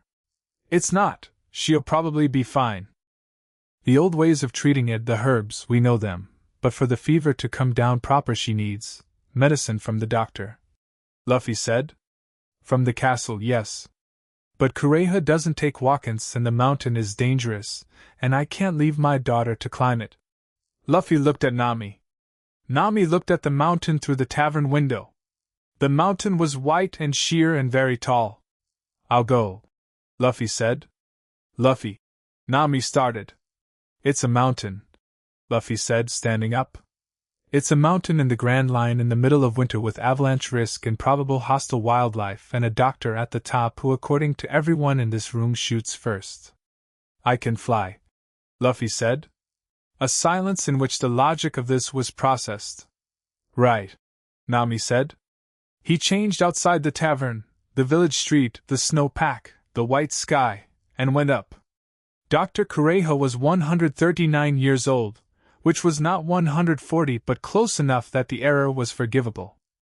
She was small and sharp-eyed and carrying a bottle of wine that she was drinking from directly, standing on the battlements of the castle at the top of Drum's central peak, watching the dragon come in from below with the expression of someone who had seen a lot of things in 139 years and was going to see this one properly. "Dragon fruit," she said when Luffy landed and changed, as if she was cataloging it. "I've seen 3 devil fruits of any consequence in my life. This is the first time the fruit has come to me." "I'm not the fruit," Luffy said. She looked at him. Sharp eyes, assessing, the doctor's look that he recognized from the one physician in Foosha who had examined him once, and then suggested to Garp that something about the boy's constitution had changed. "No," she said. "You're not." She took a drink of wine. "What do you want?" "Medicine for snow fever," Luffy said. "Village kid. It's not severe but she needs, I know what snow fever needs," Kureha said. She turned and went back inside without waiting for him to follow, which he interpreted as an invitation. The castle was warm inside, warm in the particular way of very old places that had been lived in for a long time, the heat settling into the stone. There was a young man there, maybe 17, with pink hair and a reindeer nearby who turned out to be, on closer inspection, a reindeer who was also a doctor in training and also a devil fruit user. The reindeer's name was Chopper. Luffy looked at Chopper. Chopper looked at Luffy with enormous dark eyes that were currently expressing a sequence of emotions running from terrified to fascinated to terrified again. "Monster," Chopper said, which was how he expressed wonder. "Dragon," Luffy said. "Monster," Chopper said again, but it had changed flavor, not fear anymore. Something closer to recognition. One unusual creature to another. "Come with us," Luffy said. Chopper's eyes went even wider. Kureha, from across the room, said absolutely not, without turning around. "He's a doctor," Luffy said. "We need a doctor." "He's my doctor," Kureha said. "He's been training for 6 years. He has another 10 years of training before I'm done with him." "He could train on the way," Luffy said. "On the way, you're a child." "I'm almost 12, Luffy said. You're a child with the most dangerous fruit in the world asking me to hand over my apprentice so he can treat your injuries in between you doing catastrophically dangerous things. He'd also treat the crew's injuries, Luffy said. And people we meet. A pause. People you meet, Kureha said flatly. Yeah. We meet a lot of people. Kureha turned around. She looked at him with those 139 years of assessment in her eyes, looking for the thing that was either true or not in a person, the thing that medical work refined you to see. She looked at Chopper. Chopper was staring at Luffy with his whole body, the posture of an animal that has found the direction it wants to go in, and is waiting for permission. She looked at the bottle in her hand. Took a long drink. Tony Chopper, she said. You are the most talented apprentice I have ever had. Your medical knowledge at 17 exceeds people who have practiced for 30 years. Your instinct is extraordinary. Your rumble ball technique is yours and no one will ever replicate it. She put the bottle down. You also have never been anywhere. You were born on this island and trained on this island, and if you stay on this island you will die on this island and be very good at it. Chopper's eyes were very bright. Go, Kureha said. Chopper made a sound that was not quite a word and was not quite a cry and was completely genuine, and launched himself at Kureha with both arms, and she let herself be grabbed for exactly 3 seconds before she pushed him back and told him not to be dramatic and gave him a medical bag that she had clearly already packed. Luffy looked at the pre-packed bag. You knew I was coming? I've been watching the Grand Line for 139 years, Kureha said. I knew something was coming. She handed Luffy a separate package, the snow fever medicine, properly portioned and labeled in handwriting so precise it looked typeset. For the girl in the village. Second package is for the idiot swordsman's chronic overexertion injury. He's been favoring his left side for weeks. Luffy stared. How do you, dragon fruit or not? Kureha said. Get off my mountain. They left Drum Island with 5 crew members, a fully stocked medical bay that Chopper organized in 4 hours with the focused efficiency of someone who needed the organizational task to manage the enormity of what had just happened to their life, and the snow fever medicine delivered to the village girl who improved by the following morning. The girl's father, a fisherman named Teru, had tried to give Luffy money. Luffy had said no. Teru had looked at him for a long time and then said, I've been watching the harbor for 30 years. Ships come through. Some of them change things. He paused. You'll change things. I'm going to be king, Luffy said. I know, the fisherman said, which was not what Luffy expected. How do you know? Teru looked at him with the directness of a man who spent his days reading weather and water and had developed a comprehensive relationship with honesty. Because you came down a mountain in a snowstorm for someone else's sick child. Kings do that. He paused. The ones worth having do. Luffy thought about this for a moment. Then he grinned and went back to the ship. The sphere pulsed 3 times in quick succession on the second day out from Drum. Luffy was awake at midnight, sitting on the deck in the cold, which was where he went when he needed to think without the ship's interior and its sleeping crew around him. The sea was one of the Grand Line's rare calm nights, the water doing ordinary things, the stars visible in gaps between cloud cover. The sphere pulsed. 3 times fast, then nothing. He took it out and held it.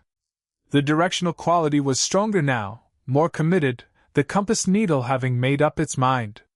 South-southeast. Something in that direction resonating with the sphere, and the sphere resonating with him. He sat with that for a while. Behind him, the door opened.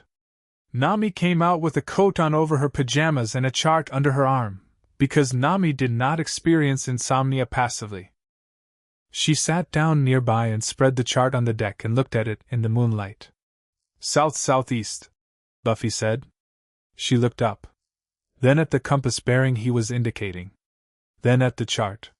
There's an island cluster there. The charts describe them as contested. Lots of pirate activity. A couple of the notation references she traced a finger. A name. Dressrosa. Is that where we're going? The log pose doesn't point there. The log pose points west. She looked at what he was holding. What is that doing? Pointing, Luffy said. She looked at the sphere.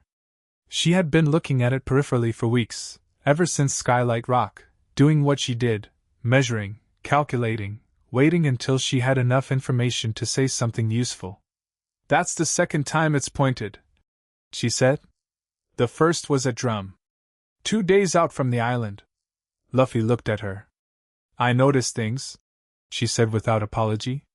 The day it pointed before, we had the newspaper, the bounty poster, and Kureha had a pre-packed bag. She held his gaze. It's not pointing at places. It's pointing at people, Luffy said. She was quiet for a moment. People who need something? Maybe, Luffy said. He looked at the sphere. Or people who are going to matter. She looked at the chart. At the notation for the contested island cluster, the name Dressrosa in cramped cartographer's handwriting. We have a log pose route to follow. The Grand Line doesn't let you just sail wherever. I know, Luffy said. But, she said, and she was already measuring the bearing against the chart, already running the calculation, because this was who she was. The log pose route and the sphere direction aren't incompatible. If we take the second island on the current route and... She traced the line. Just here, we pass within 2 days of the Dressrosa cluster before the pose resets. She looked up at him. It adds 4 days, she said. Okay, Luffy said. 4 days in the Grand Line is not nothing. I know, he said. But if someone needs something, we go, she said. She said it before he finished the sentence, and she said it in her own voice, her own decision, not as accommodation but as conclusion. She rolled up the chart. I'll adjust the heading in the morning. She went back inside. Luffy held the sphere for a moment longer. It had gone still again, the 3 pulses and then nothing, the message delivered and received. He put it back in his shirt and sat with the night and the calm water and the particular satisfaction of a decision being made that was correct. Dressrosa was visible from 30 miles out. It was visible because something was wrong with its sky. Not storm wrong, the wrong of concentrated power, something sitting over the island like a hand pressing down. Nami had been watching it on her instruments for hours and her expression said clearly that the instruments were reporting things she didn't like. The pressure readings, the den mushy activity, the quality of the light. What's on that island? Sanji said, coming up beside her. I don't know, she said. But it's been there a while. Whatever it is. She looked at Luffy. Sphere? He had it out. It was pulsing steadily now, the same rhythm it had used to direct them here, but faster, more insistent. Not alarmed. Certain. There, Luffy said, and it was the most elemental thing he had said since setting sail. One word, the complete direction. They came into the harbor of Dressrosa carefully. Nami took them in on minimal sail, watching the water, and the harbor it was a beautiful harbor, actually. The island was beautiful in the way that masks are beautiful, the surface of it vivid and specific and the thing underneath it making itself known if you knew how to look. The thing underneath it had a name, Don Quixote da Flamingo. They got this from the harbor master, a young man who had the particular combination of fear and affection in his eyes that you saw in people who served a power they hated and were looking for an audience they trusted. He looked at their ship. At the flag Luffy had started flying 3 weeks ago, not a skull, not a standard skull and crossbones, but the one Nami had designed, a skull with the suggestion of scales at the temples, something between a dragon and a face, something that communicated exactly what it was. The harbor master looked at the flag for a long time. Da Flamingo runs this island, he said quietly. Has for years. He has a fruit, strings, like threads, he can cut anything, control people like marionettes. He has the whole country. He looked at them. He's been making it worse lately. More people turned into toys. More disappearances. He stopped. Toys? Chopper said. People, the harbor master said. He has a woman who can turn people into toys, and then everyone forgets they existed. It's. His voice dropped to nothing for a moment. There are people's families who can't remember them. Can't remember they had a husband or a daughter or. He stopped. He was one of them. You could see it. Someone forgotten was in his face. Luffy looked at him. My wife, the harbor master said. Very quietly. 3 months ago. The dock. The harbor sounds. The morning on Dressrosa. Luffy turned to the crew. Stay with the ship, he said to Chopper and Nami. He looked at Zoro and Sanji. Finally, Sanji said, and straightened his tie. I was wondering how long, Zoro said, and his hand went to his sword the way it always did when something real was about to happen. Doflamingo was in his palace. Of course he was in his palace. He was the type, Luffy had assessed from about 3 minutes of walking through the streets of Dressrosa, that lived at the highest available point, and surrounded himself with the trappings of permanence. The palace sat on a hill at the center of the island, and it was well designed and well maintained and radiated the specific aesthetic of someone who had thought extensively about how power should look. They didn't announce themselves. They walked up. The strings came at the first gate, threads finer than sight, cutting across the path, designed to slice anyone who triggered them. Luffy felt them in the haki before they were visible, the particular quality of Doflamingo's power which was everywhere and always, the web of it covering the whole island like a second weather system. Zoro cut them. He cut them with the specific precision of a man who had been working toward Mihawk's level with the same daily committed intensity he brought to breathing, and the strings parted and the gate guards stared at the three-sword style that had just casually unmade what should have been inescapable. Sanji took the guards. He did it with 2 kicks and the economy of a fighter who was not interested in extended engagements. They went through the gate. Doflamingo came out to meet them in the courtyard. He was tall and pink-feathered and wore his sunglasses at night, which was a choice.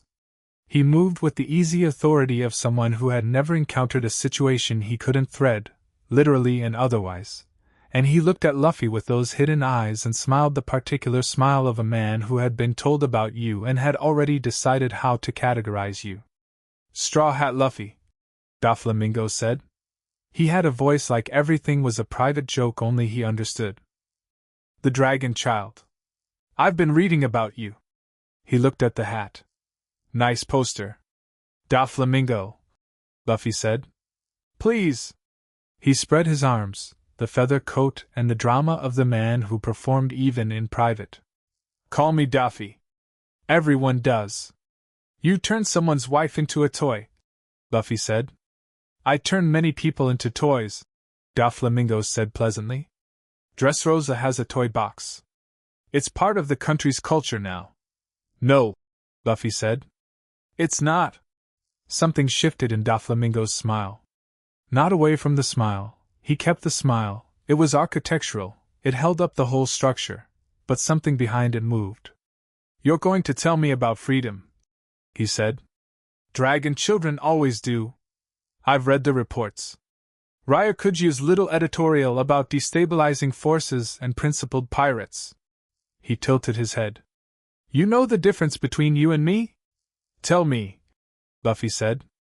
I'm honest about what the world is, Doflamingo said. The smile had become something else, still a smile, but stripped of the performance, showing the thing underneath the performance that was the real Doflamingo, the one that had survived everything that had happened before this moment. The world nobles threw my family out.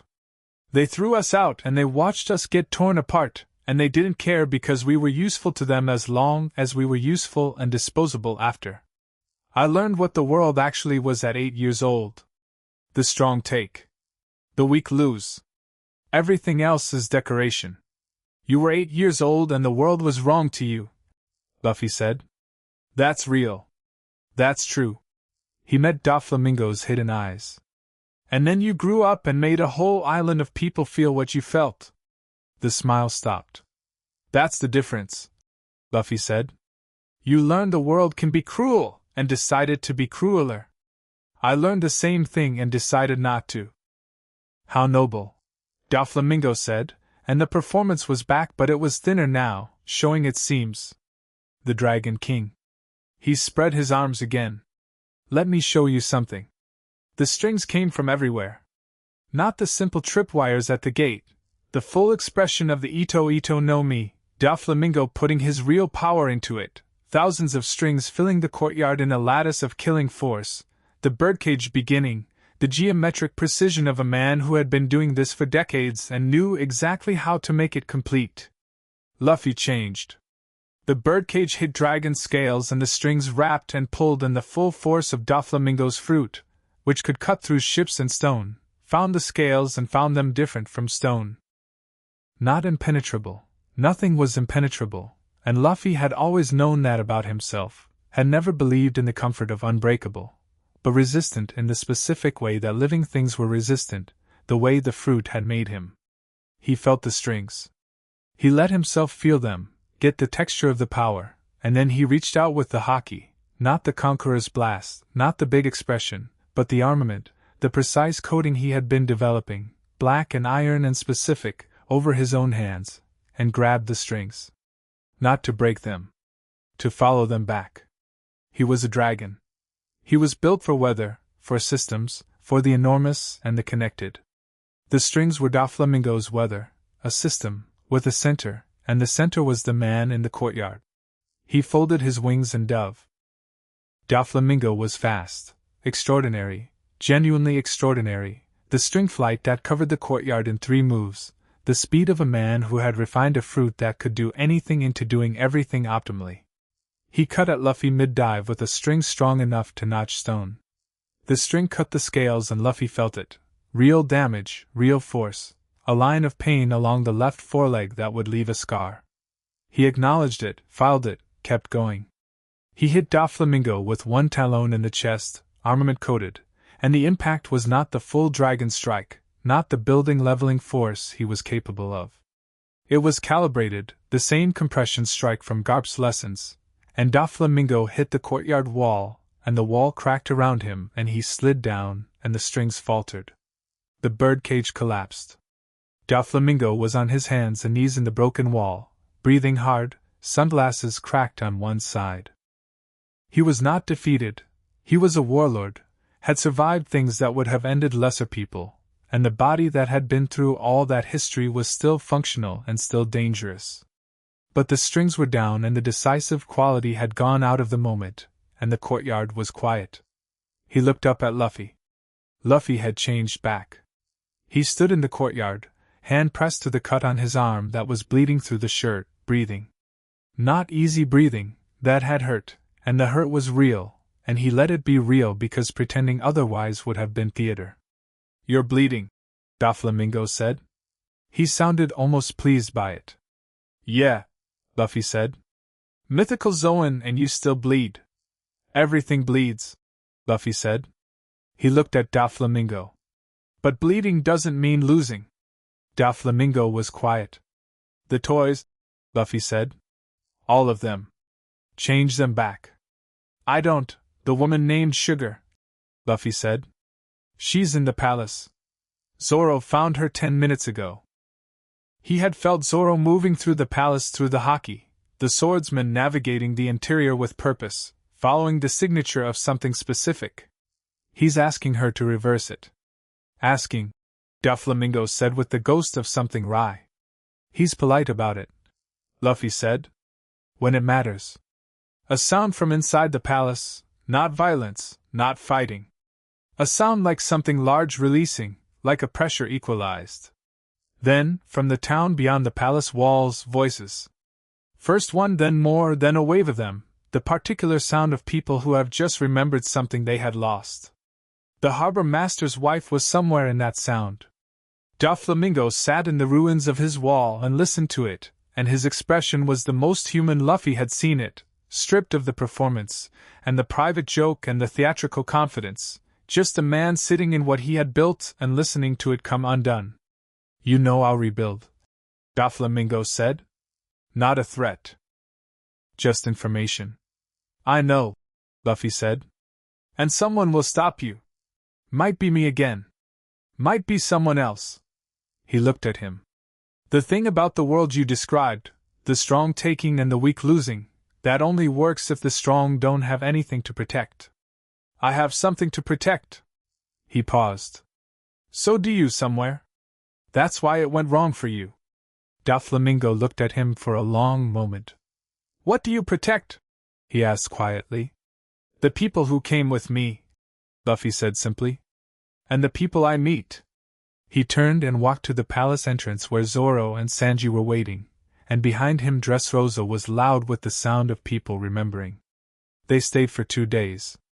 Not to hold the island, not to establish anything, just because there were people who needed things in the immediate aftermath of what had happened, and they had a doctor and a cook and 4 people willing to do work.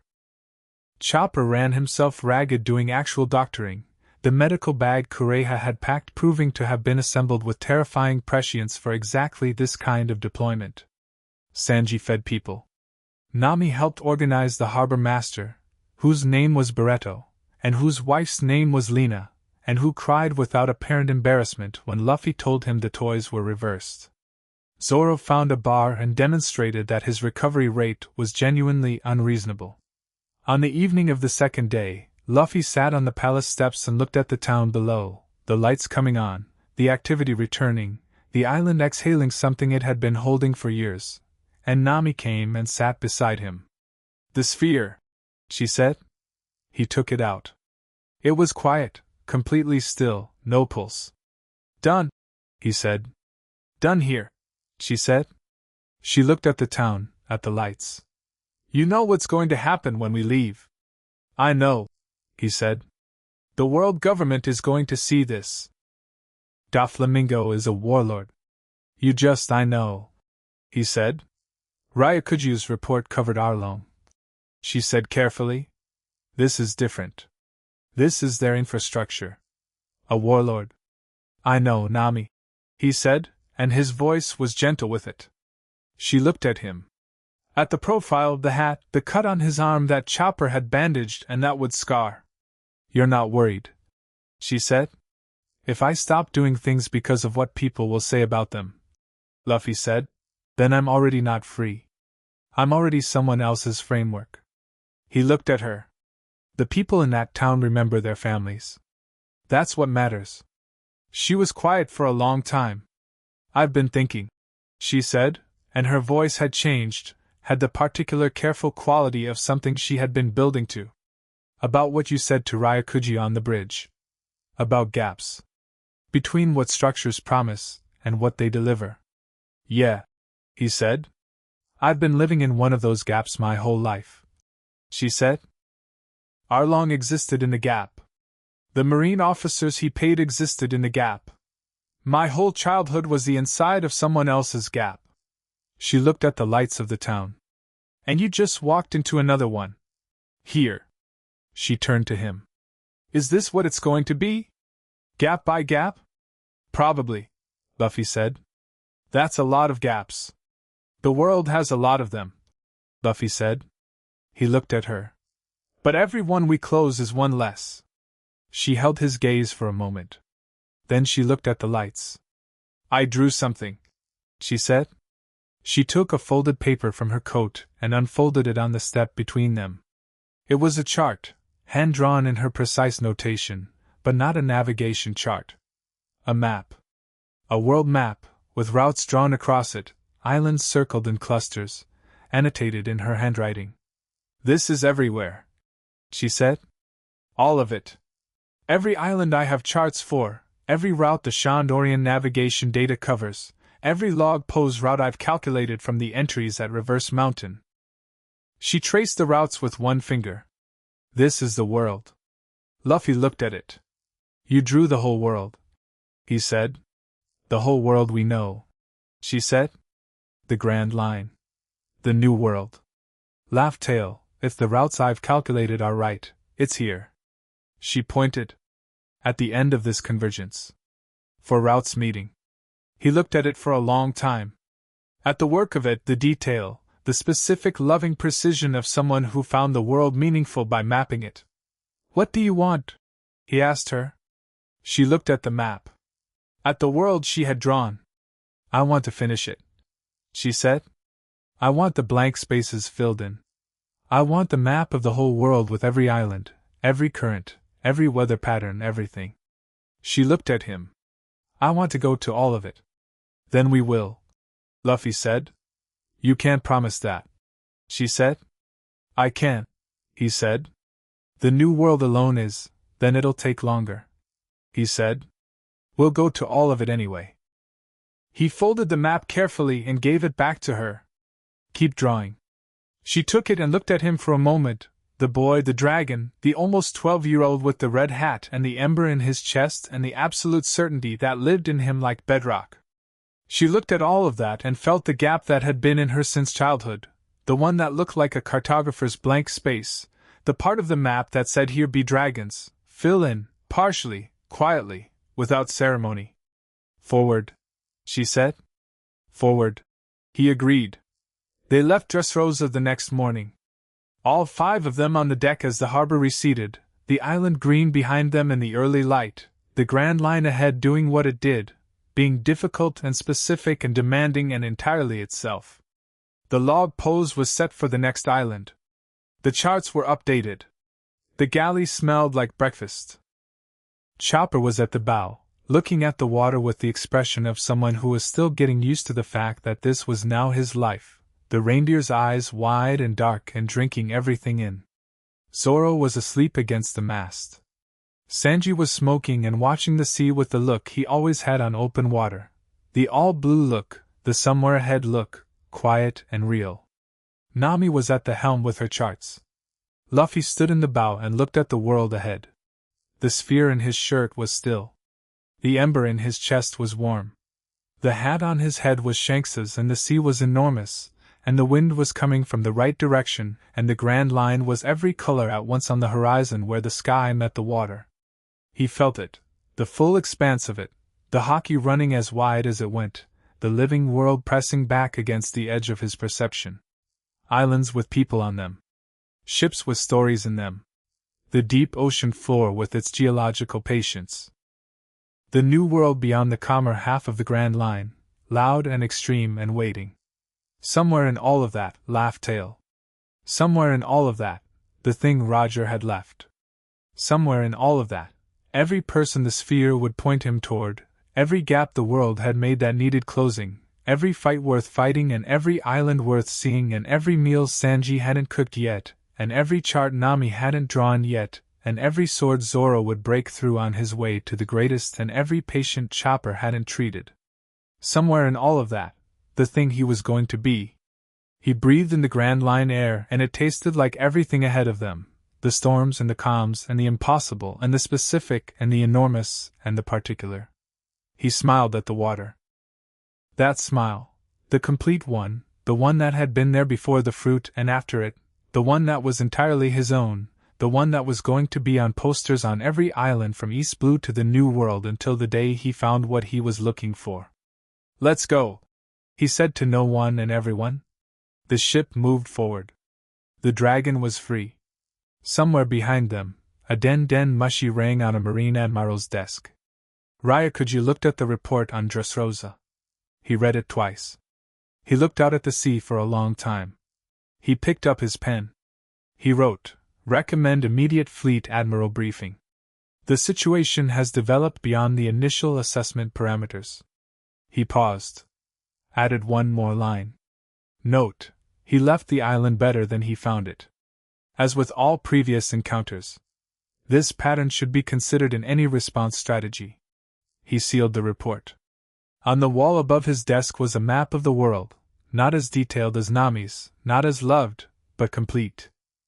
He looked at it the way he sometimes looked at it when something had shifted in his understanding of what it contained. He left the office without sending the report. He stood outside in the Marine headquarters courtyard in the afternoon sun and thought about load-bearing structures and the gaps between what things promised and what they delivered, and about a boy on a bridge in Water 7 eating breakfast and talking about the moon and a fishman's deal and the difference between ruling and freedom.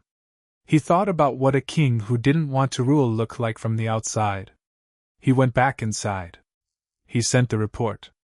But he left the last line in.